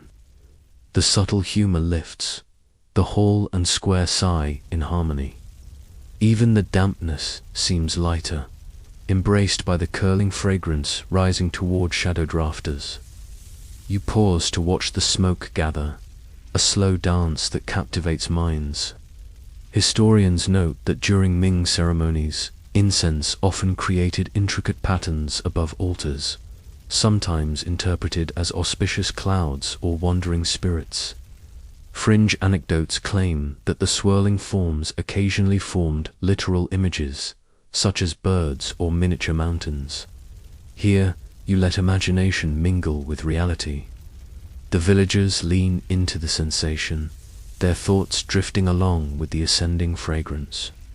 You sense subtle amusement, minor regrets, forgotten chores, even the damp shoes of earlier walks are acknowledged and folded gently into the moment. Each curl of smoke carries a silent apology, a soft laugh, a tender nudge toward rest, coaxing minds into a state of warm, attentive calm. You walk slowly among them, rustling silk and bending slightly, allowing your motions to echo the rhythm of smoke. Lantern light flickers in pools of rainwater, reflecting faces softened by contemplation. Even small annoyances, like a mislaid teacup or a droplet on a sleeve, become part of the shared meditation. The village breathes together, hearts and minds attuned to the incense's gentle climb. A thought drifts across your awareness. Someone imagines the smoke tastes of sweet rice pudding, a whimsical diversion that evokes smiles in unseen corners. You allow the notion to linger. Fringe lore suggests spirits enjoy such sensory play, while mainstream records confirm that offerings of sweet grains often accompanied incense. The duality of belief and practice hums softly in the damp night air. You kneel briefly near the central incense holder, bowing subtly to both the ancestors and the gathered villagers. Each inhale carries the scent, each exhale releases tension. A soft rustle of silk, the faint drip of water from roof eaves, the low murmur of thought, these become the rhythm of the ceremony. Villagers' minds drift into memory, humor, and gratitude, and even the most minor worries fold quietly away. The incense spirals higher, and you sense the hall's energy shifting. Thoughts become tender, curious, and playful. A forgotten poem remembered, a gentle apology imagined for a past mistake, the smallest gratitude for mundane comfort. Even the previously skeptical steward seems lighter, imagining his ancestors nodding with secret, mischievous delight at the softness enveloping the square. You walk slowly through the square, letting the smoke guide your steps. Children and elders alike watch quietly, letting imagination mingle with ritual. The soft patterns of incense seem to carry stories and laughter up to the rafters, entwining with every droplet of lingering rain. Scholars debate whether incense ever truly moves spirits, yet here it undeniably moves hearts and minds. Each pulse soft and warm. The village exhales collectively, a gentle hum of contentment threading through wet stone and flickering lanterns. You notice minor thoughts, forgotten chores, damp robes, a mislaid teacup folding into the cadence of shared awareness. Each puff of fragrant smoke seems to carry an unspoken apology or playful suggestion, and the ancestors' whispers soften into drowsy approval, almost like a sigh of satisfaction. You step back slightly, allowing the smoke to dominate the space, curling and climbing with measured patience.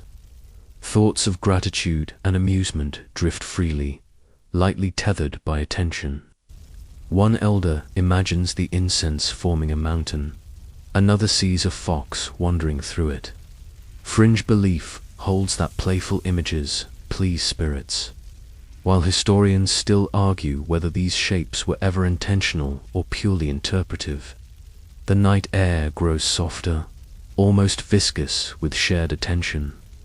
You sense each mind harmonizing with the incense, letting humor, apology, and memory weave through the village like warm silk. Even minor irritations, like cold toes or a wet sleeve, are smoothed away in the gentle current. Smoke rises steadily, drawing both living and unseen into quiet, attentive drowsiness. Finally, you bow once more, letting your breath synchronize with the villagers and the hall itself. The incense spirals skyward, carrying sweet rice aroma, laughter, gratitude, and tender apologies to unseen ancestors. Each mind, each thought, settles with ease. The village and the spirits exhale together, a delicate, drowsy symphony of warmth, calm and soft, lingering satisfaction. You step lightly into the village square, silk robes brushing wet stones. Lanterns sway gently, casting long reflections in puddles. The drizzle thins, almost imperceptibly, as if it listens to your careful steps. You sense villagers' thoughts stretching, soft and pliant, rippling with relief, gratitude, and a gentle surprise at the quiet passing of the rain. Each mind seems to sigh in tandem with the shifting clouds, releasing lingering tension like steam from a teapot. You hear minor amusements. Someone thinks the drizzle is like a lazy dragon taking a nap. Another imagines ancestors peeking through the rooftops, nodding approval. Historians still argue whether Minera villagers attributed weather to ancestors' moods or simple superstition. You pause by a mossy well, feeling the stone cool under your palms. Thoughts swirl around you, tinged with wonder and curiosity. The villagers' unspoken relief now visible in subtle smiles. Fringe tales suggest that clouds sometimes obey gentle human coaxing, an idea that scholars chuckle at. But here, the sky bends subtly, like ink diluted on rice paper. A child tiptoes past, silently marveling at the fading drizzle, thinking you resemble a wandering crane, feathers ruffled by the wind. You catch the warmth of minor thoughts folding into serenity, and even the oldest villagers seem to lean slightly into the damp night, feeling an almost imperceptible lifting, as though the clouds themselves are stretching and yawning. Lantern light flickers across glistening rooftops and puddled courtyards. You notice a playful tension in the air. Minor doubts, lingering errands, and damp shoes are all softening, folding into the collective pause.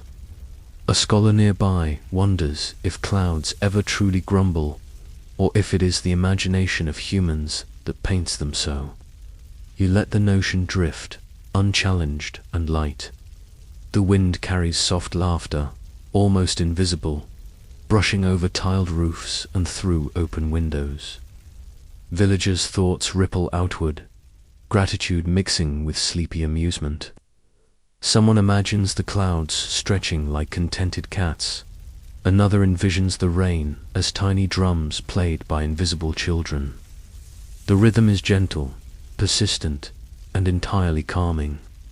You walk slowly through the square, the soft rustle of silk accompanying distant drips from eaves.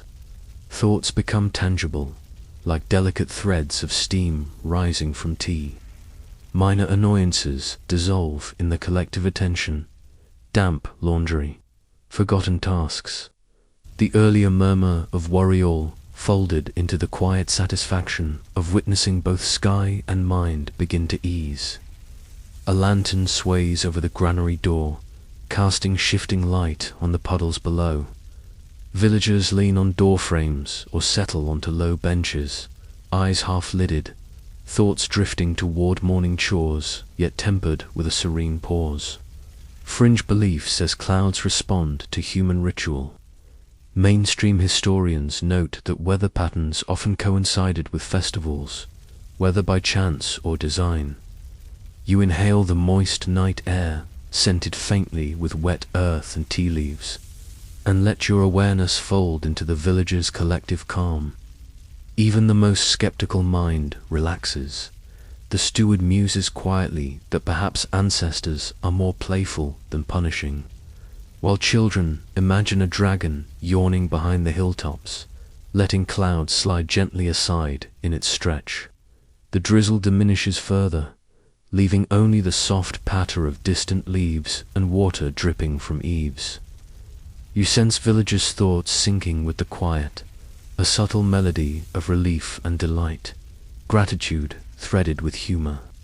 A scholar whispers to himself, "Perhaps clouds appreciate attention as much as incense," and the idea drifts unchallenged, weaving warmth into the damp night.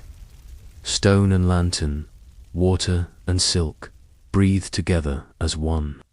You notice a rhythmic lifting in the villager's awareness, tiny spikes of hope and wonder rippling through, like koi beneath still water. Even the most mundane worries soiled sleeves, the smell of wet rice often become trivial, as though the village itself has found a shared, tender patience mirrored in the sky. A faint bell tolls from the ancestral hall, carrying through the softened air. Thoughts shift, blending into harmony. Gratitude, warmth, minor amusement. You glimpse a grandmother imagining clouds shaped like dumplings, a baker picturing raindrops landing gently in his tray. Historians still argue whether the symbolism of clouds influenced village rituals or simply reflected fanciful imagination. You step forward, letting silk brush lightly against the cool stones. Feeling the village's pulse slow, its collective tension dissolve. The clouds above shift subtly, curling aside, as if acknowledging this calm. Minor laughter mingles with gentle sighs, and the drizzle, once persistent, now drips more tentatively, almost in rhythm with the villagers' softened minds. A child giggles softly, imagining the rain as tiny dancers performing on tiled rooftops. You catch the image, smile inwardly, and sense a ripple of drowsy delight echo through the crowd. Fringe lore suggests such playful thoughts please the ancestors, while practical historians note these rituals may have simply encouraged communal patience during rainy seasons. You lift your gaze skyward, observing the clouds parting just enough to hint at the pale moon. Lanterns reflect like tiny moons below, puddles mirroring the tentative clearing. Villagers' minds ripple with quiet appreciation, tender curiosity, and a sense of shared accomplishment, as if the sky itself has acknowledged their gentle attention and the harmonious ritual unfolding beneath it. Even the elders seem to exhale fully, leaning slightly on each other or on nearby posts, eyes soft. You feel the villagers' heartbeat slow in tandem with the retreating clouds, a quiet rhythm of calm and satisfaction. Thoughts that once jittered with worry now flutter like soft feathers, carried gently by the warm, drowsy air and the lingering fragrance of incense and wet earth. Lanterns sway, wind whispers through the trees, and you sense that the village has reached a rare, delicate balance. Minor quarrels, small regrets, and damp concerns all dissolve into a shared, almost imperceptible sigh. Clouds overhead stretch, yawn, and retreat, leaving space for moonlight to trace gentle paths across the wet stones and the soft, attentive minds gathered below. Finally, you walk slowly to the center, bowing slightly to both the village and the sky. The drizzle ceases entirely, leaving only the whisper of wind through the lanterns and the soft scent of wet earth mingled with incense.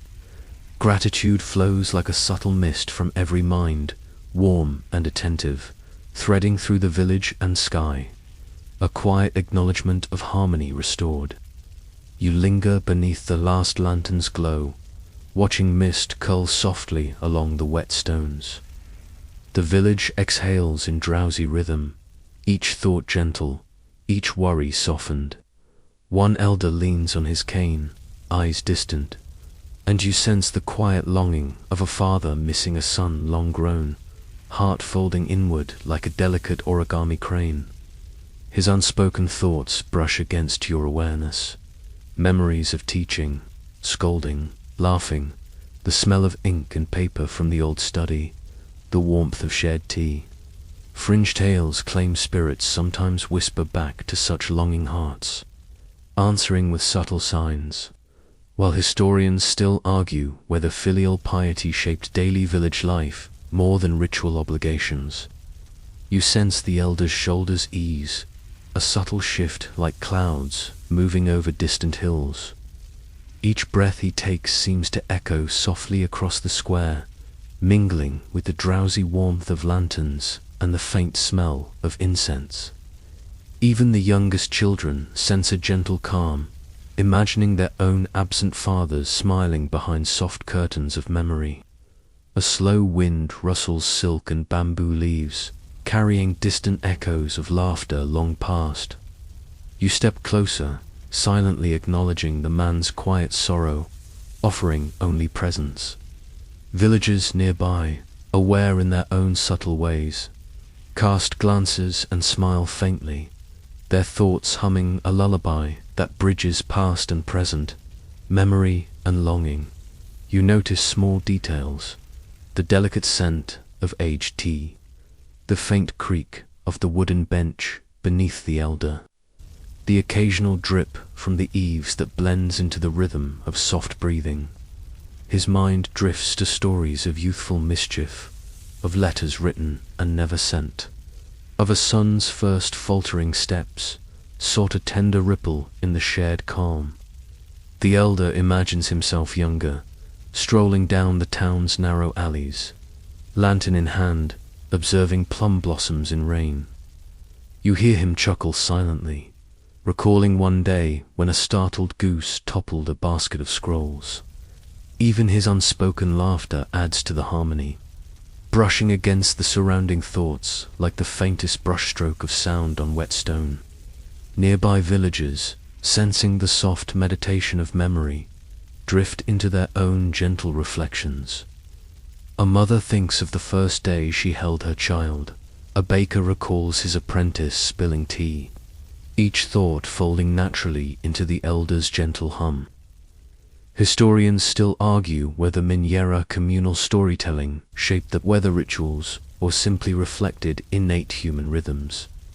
A faint bell tolls from the ancestral hall, distant and serene. You sense the elder's heart synchronizing with it, his sorrow and hope entwining like vines around bamboo.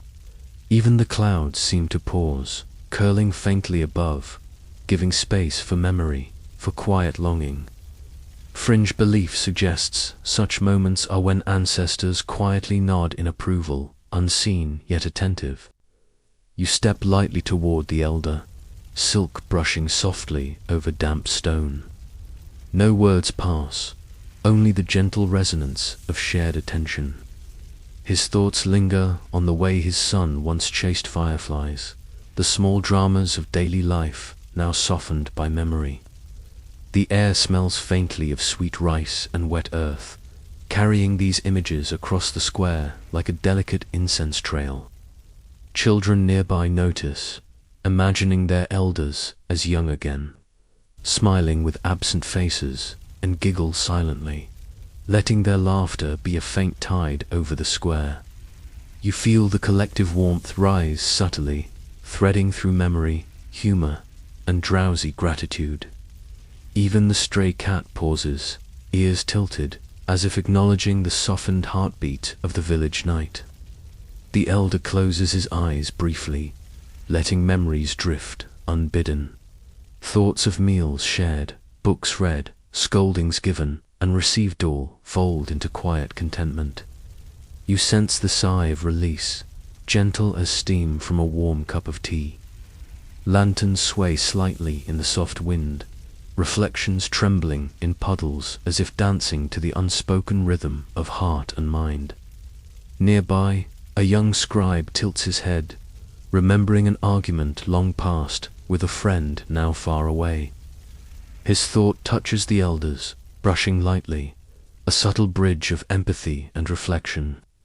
Fringe lore says clouds themselves can feel such harmonies, stretching and drifting in response.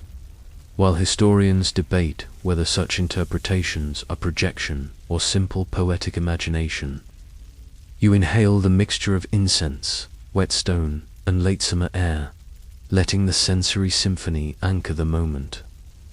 The elder smiles faintly in sleep-like reverie, and his thoughts become lullabies of memory, blending with the square's collective calm.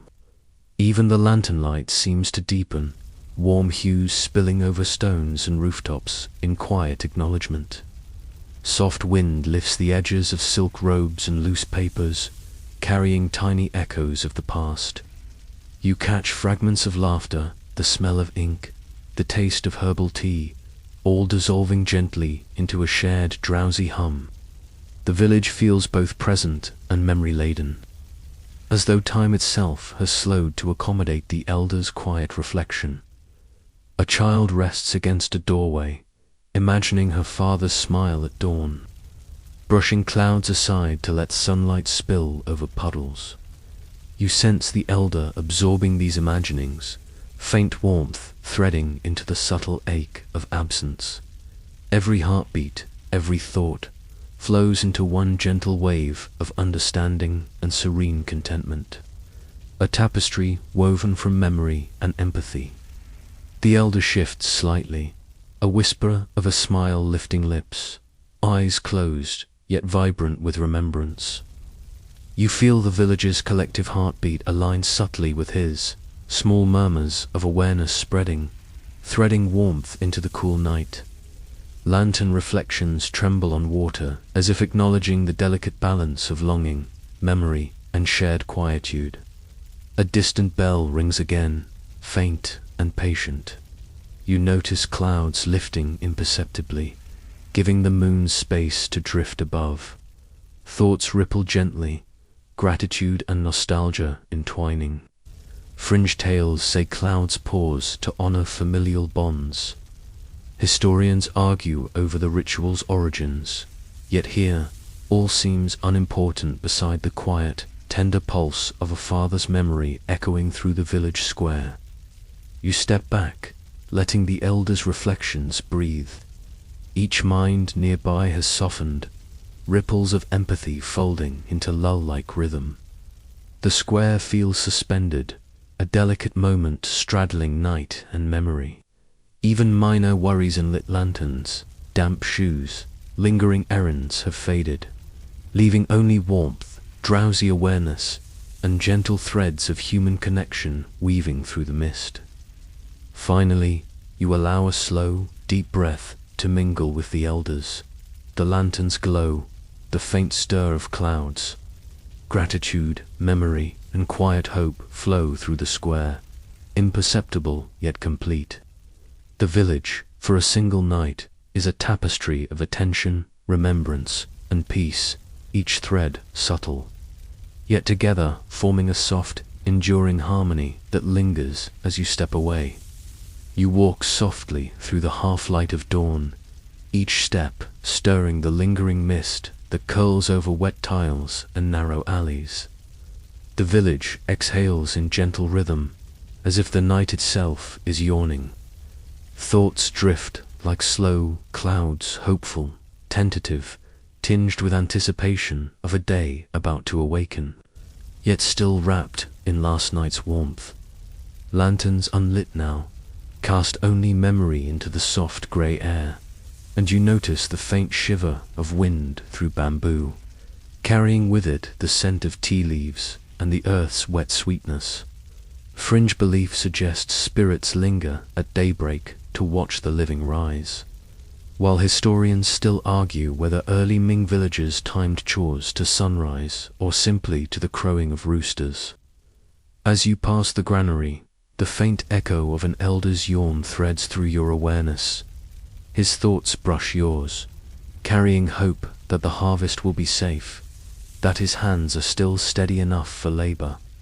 Children's imaginations hum behind walls and doorways, dreaming of morning rice, porridge, and mischief. Their unspoken eagerness tickling the quiet square like wind through silk. You linger by a narrow bridge where dew collects on stone, the sound of water trickling over moss creating a delicate cadence. Villagers passing in the half-light murmur softly to themselves, their thoughts of small errands, mended roofs, and untended fields mingling with the residue of last night's collective calm. Even the stray cat, fur damp with mist, steps lightly, tail high, a silent witness. A scholar's hat tilts under your gaze, and you catch the flutter of doubt in his mind. Did I remember to honor the ancestors fully? You smile inwardly. Fringed tales claim ancestors whisper reassurance in such moments, smoothing the furrowed thoughts of mortals. The rhythm of unspoken conversations, delicate as silk threads, winds through the square and the alleys beyond.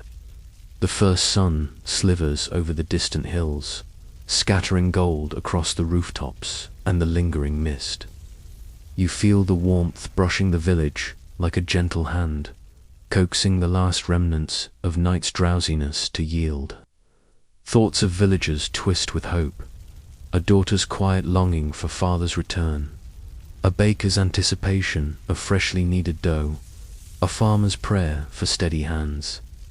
You pause at the courtyard, inhaling the mingling scents of wet earth, incense smoke, and faint tea.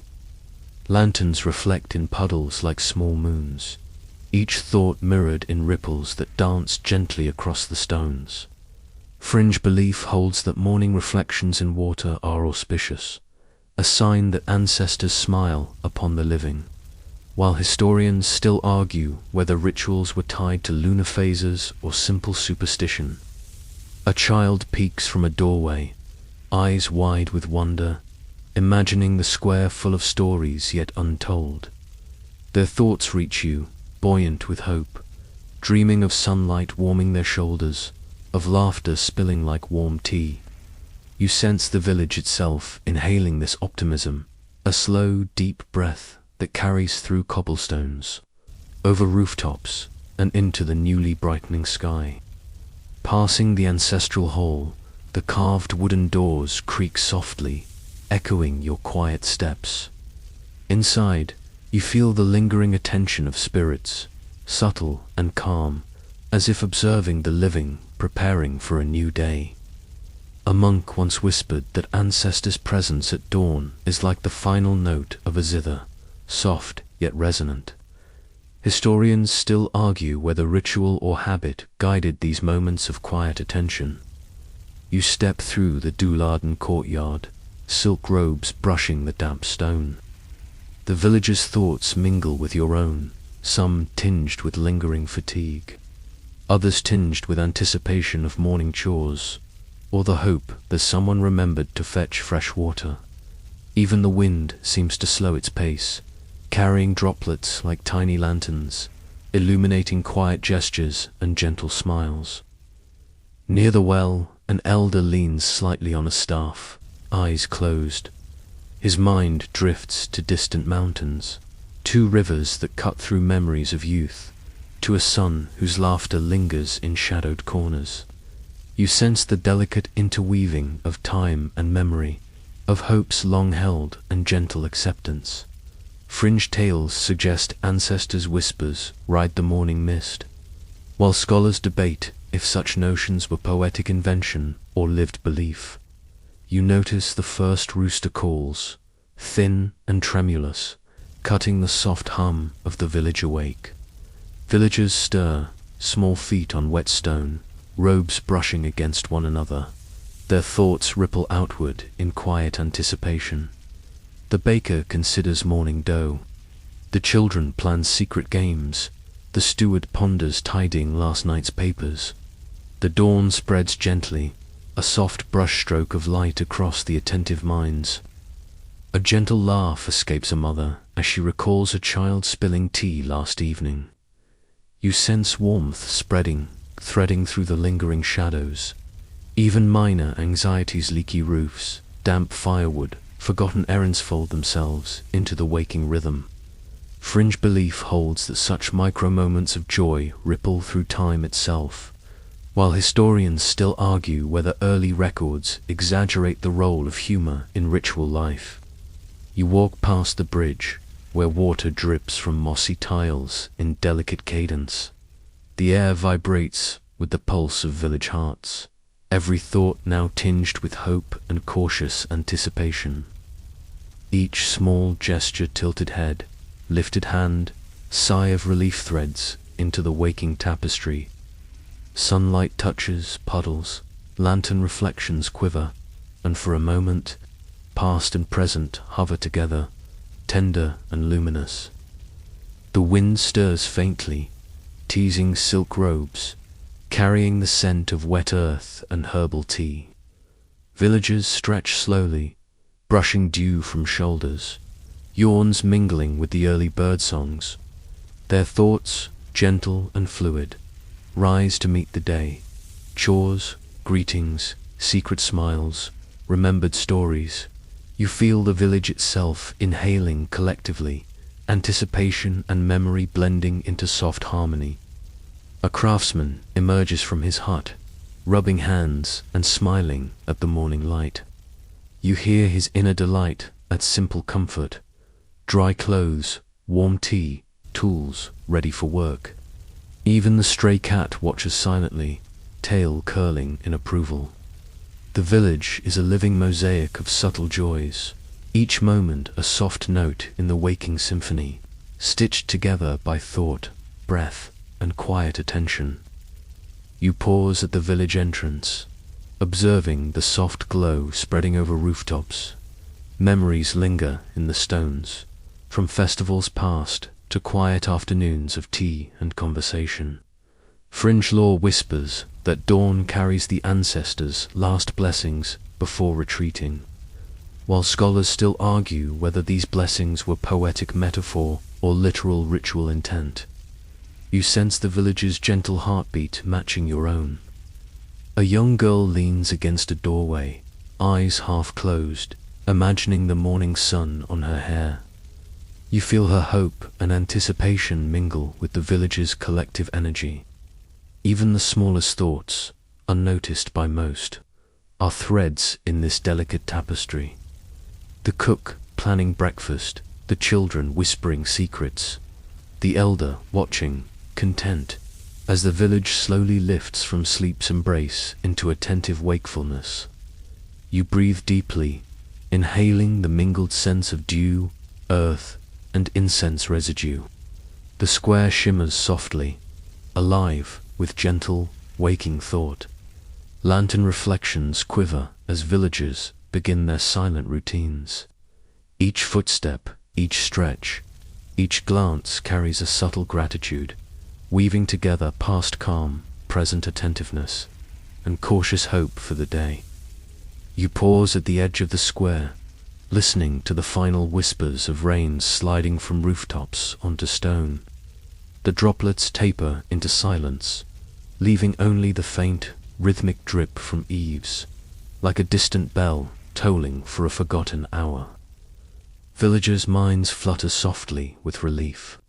Even minor anxieties, dampened and muted, fold into the clarity of this sun-washed morning. A farmer stretches, hands still damp from last night's irrigation, and you hear his quiet satisfaction. No flood, no mud beyond his fields. Fringe tales claim that when rain stops precisely at dawn, ancestors are smiling at small virtues. Scholars still argue whether this is poetic observation or recorded ritual precision. The wind lifts, carrying wet earth and subtle incense. Children tumble into the open, their laughter hesitant but pure, skipping puddles that glimmer with reflected lantern ghosts.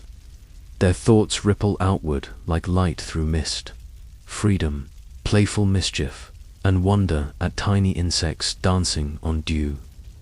You catch an elder's faint smile at the scene, remembering a son once small, long gone yet present in the quiet memory of shared mornings.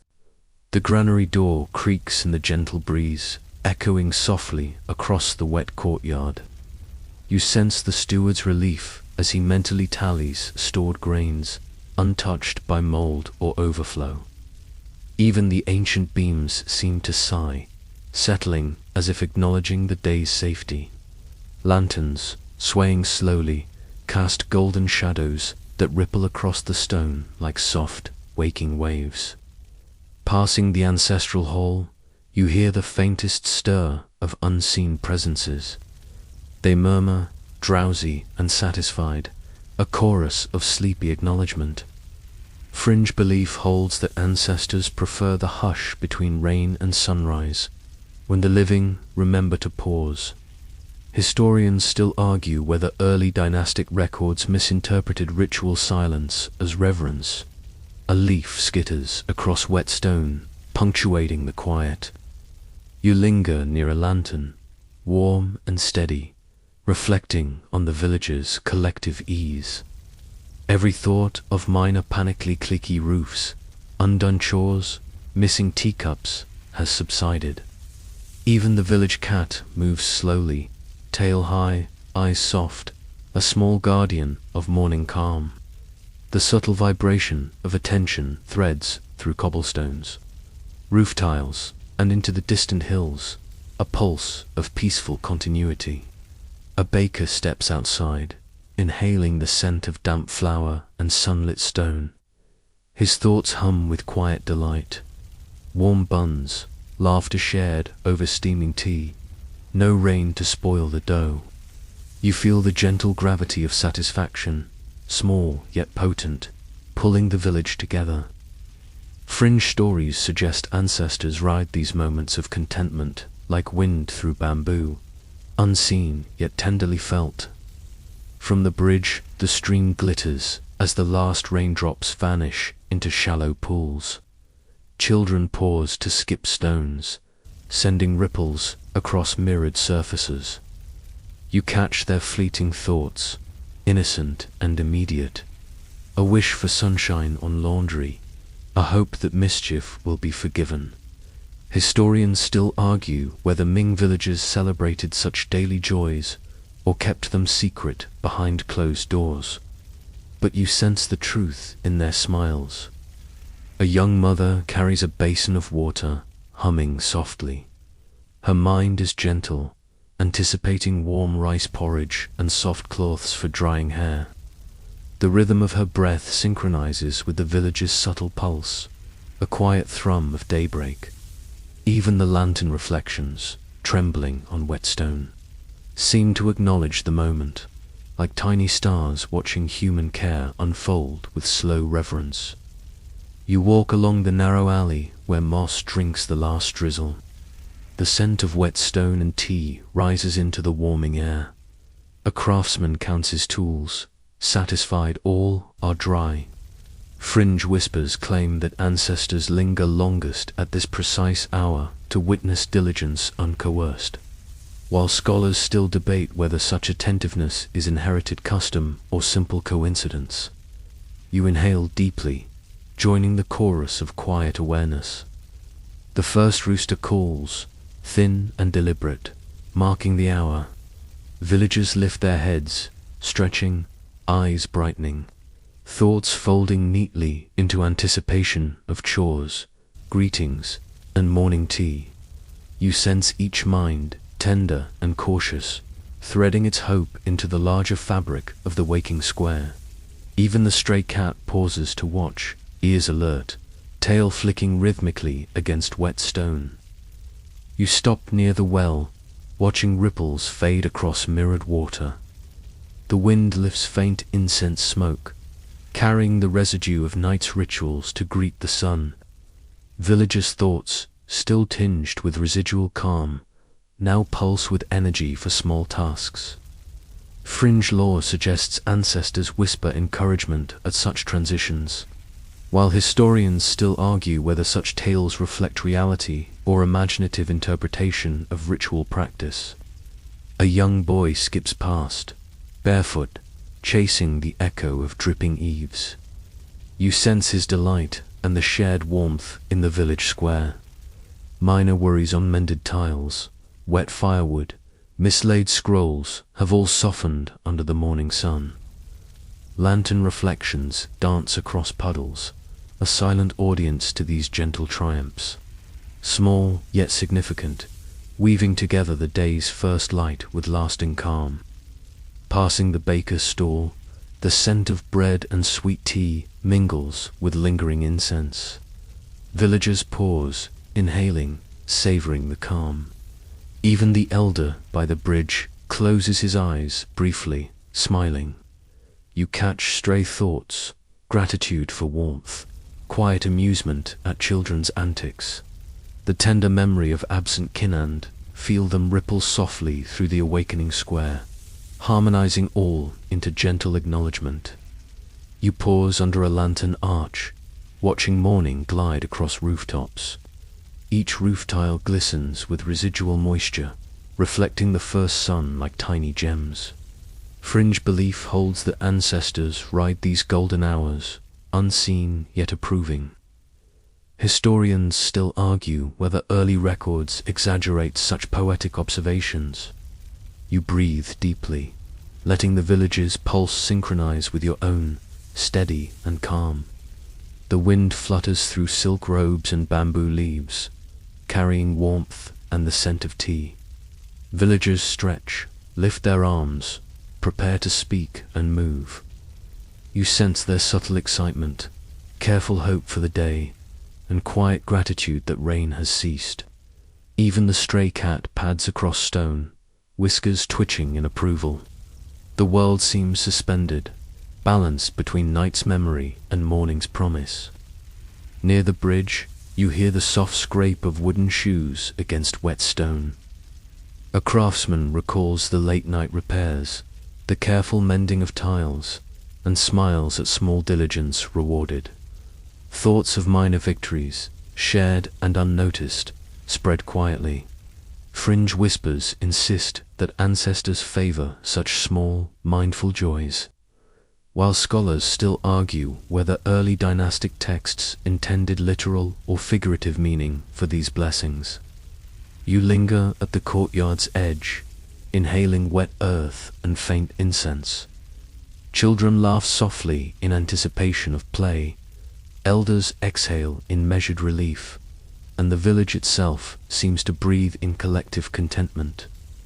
Each ripple of thought, each tiny smile, each careful movement threads seamlessly into the waking tapestry. Sunlight touches puddles, lantern reflections flicker, and the day opens like a quiet, assured smile. Finally, you turn to leave, sensing the gentle hum of lives resumed. The square, wet yet shining, hums with gratitude. Ancestors' whispers fade into satisfied drowsiness, no longer commanding attention but lingering like warm mist. Fringe tales claim such mornings are rare blessings, while historians still argue whether these accounts reflect reality or the poetic imagination of observant scribes. You step lightly onto the glistening street, lanterns swaying softly above, their reflections shimmering in puddles like scattered jewels. The village exhales in quiet acknowledgement, every mind brushing against yours with gentle gratitude. Even the stray cat pauses, tail flicking, as though signaling its own unspoken farewell. Fringe tales claim that travelers who leave with such harmony carry ancestral whispers in their shadows. The rooftops, still slick with dew, glint in the awakening sun. You hear faint thoughts of villagers' thanks for quiet nights, warm tea, and a sky finely cleared of drizzle. You sense the steward, relieved, counting stored grains silently, and a farmer smiling at fields untouched by flood. Historians still argue whether early Ming records exaggerated such morning contentment or faithfully noted ritual observances. You pass under a low wooden arch where the wind carries the soft scent of wet stone and lingering incense. Each step stirs ripples in puddles, sending reflections of lanterns and eaves dancing across the ground. Children, now awake, chase faint echoes of laughter, their minds light with curiosity and mischief, unaware that their delight threads through the invisible tapestry of ancestral approval. The distant river hums gently, carrying tiny droplets from the last of the night's rain. A lonely elder watches, thinking of a long-lost son, eyes softened by memory. You feel his quiet gratitude merge with the village's collective pulse. Fringe stories suggest that ancestors linger at such precise junctures, observing human kindness in microcosm, though scholars still debate whether such tales are rooted in practice or poetic imagination. You drift past the granary, where the steward straightens barrels and sacks, thoughts humming with satisfaction. The faint scent of dry grain mingles with incense smoke, curling skyward in lazy spirals.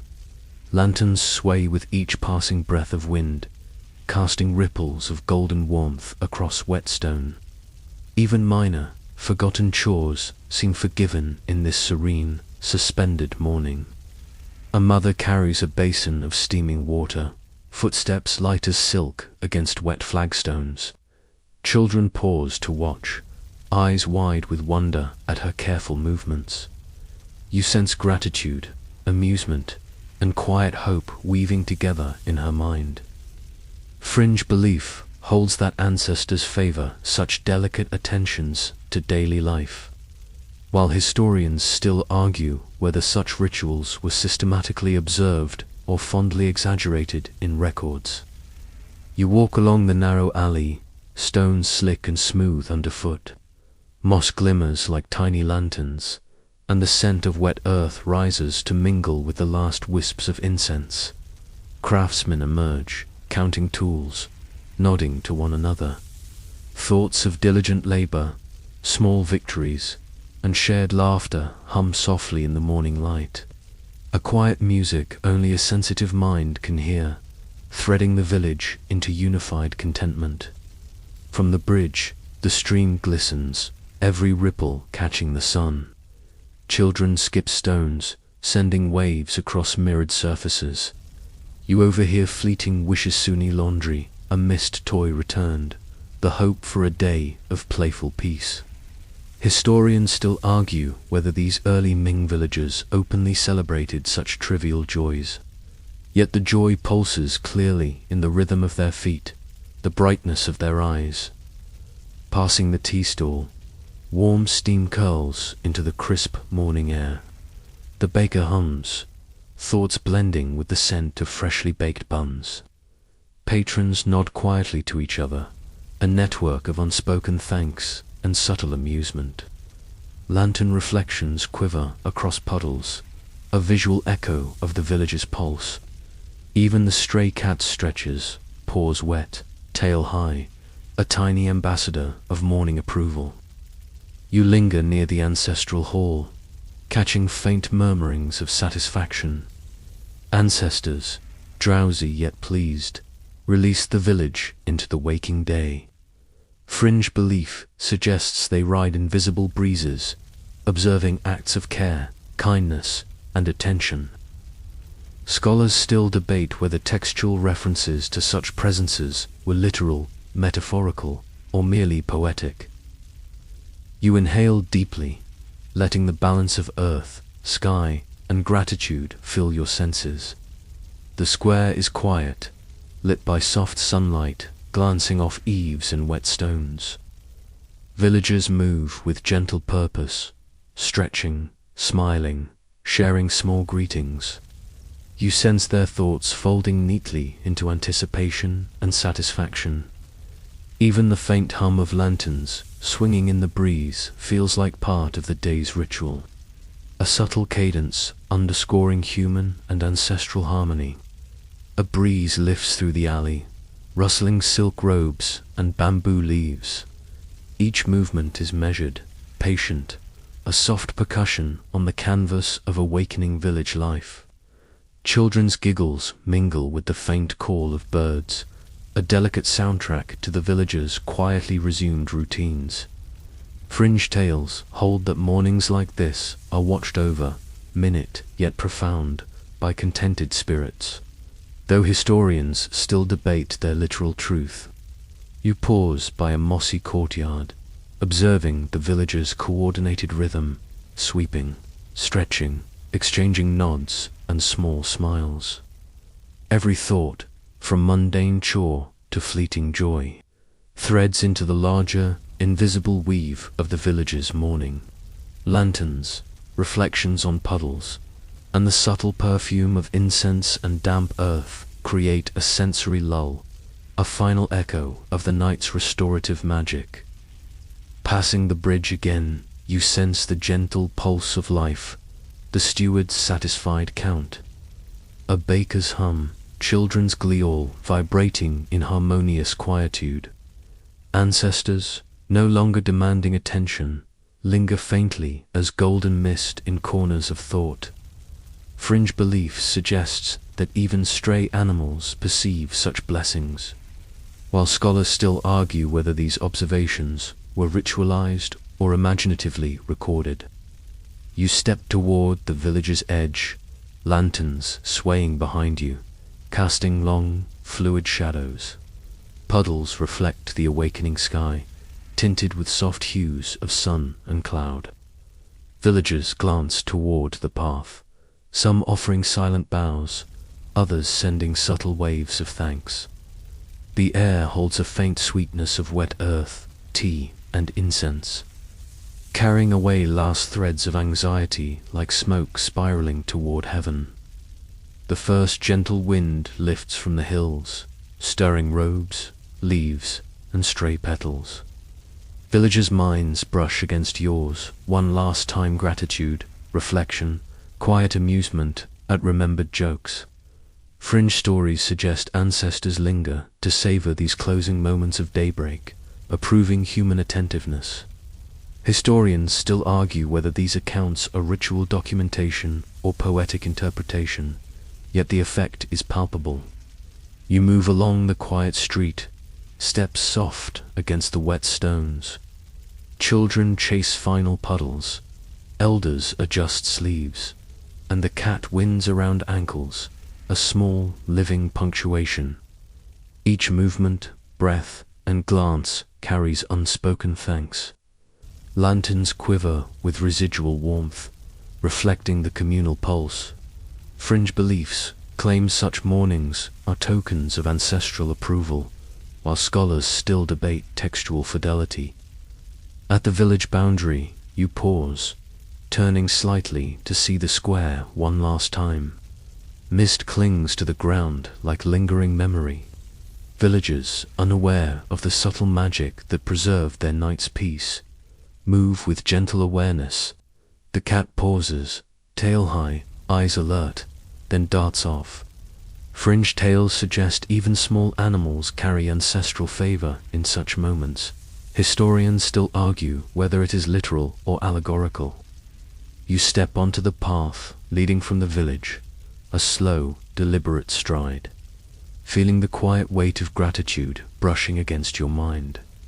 Lanterns flicker softly, shadows stretching and shrinking in the morning light. Wet stone, incense residue, and the faint scent of tea mingle with the fresh air. Fringe whispers insist that such departures carry ancestral blessings, while historians still debate the practice's origins. Turning your back fully, you breathe deeply, the village shrinking gently behind you. Every step carries the soft hum of human and spirit gratitude. Wind lifts, birds call, and the sun ignites distant hills. Fringe stories speak of travelers leaving with invisible threads of ancestral approval trailing behind like mist. Historians still argue whether these tales describe fact or poetic fancy.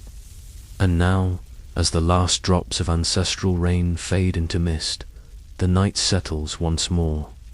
The lanterns dim, the crickets forget their places in the melody, and the world folds itself into a slow, drifting dream. You, gentle traveler, have walked far through theories no emperor asked for, and histories so quiet they could lull even a palace guard to sleep. Thank you for sharing this soft journey with me. If my tales have soothed your thoughts tonight, you are welcome though never obligated to subscribe, so our paths may cross again beneath another wandering moon. And if you wish, leave a suggestion for future topics. My scroll is long, my ink is patient, and I cherish each idea offered with sincerity. If my sleepy tales accompany your nights and bring you peace, you may treat me to a cup of coffee donation. Details rest quietly at the end of the video. For now, breathe like a slow-moving cloud. Let the world release its weight from your shoulders. May you drift in harmony with the Dao, gently, effortlessly, as though carried by the sleeve of the night itself.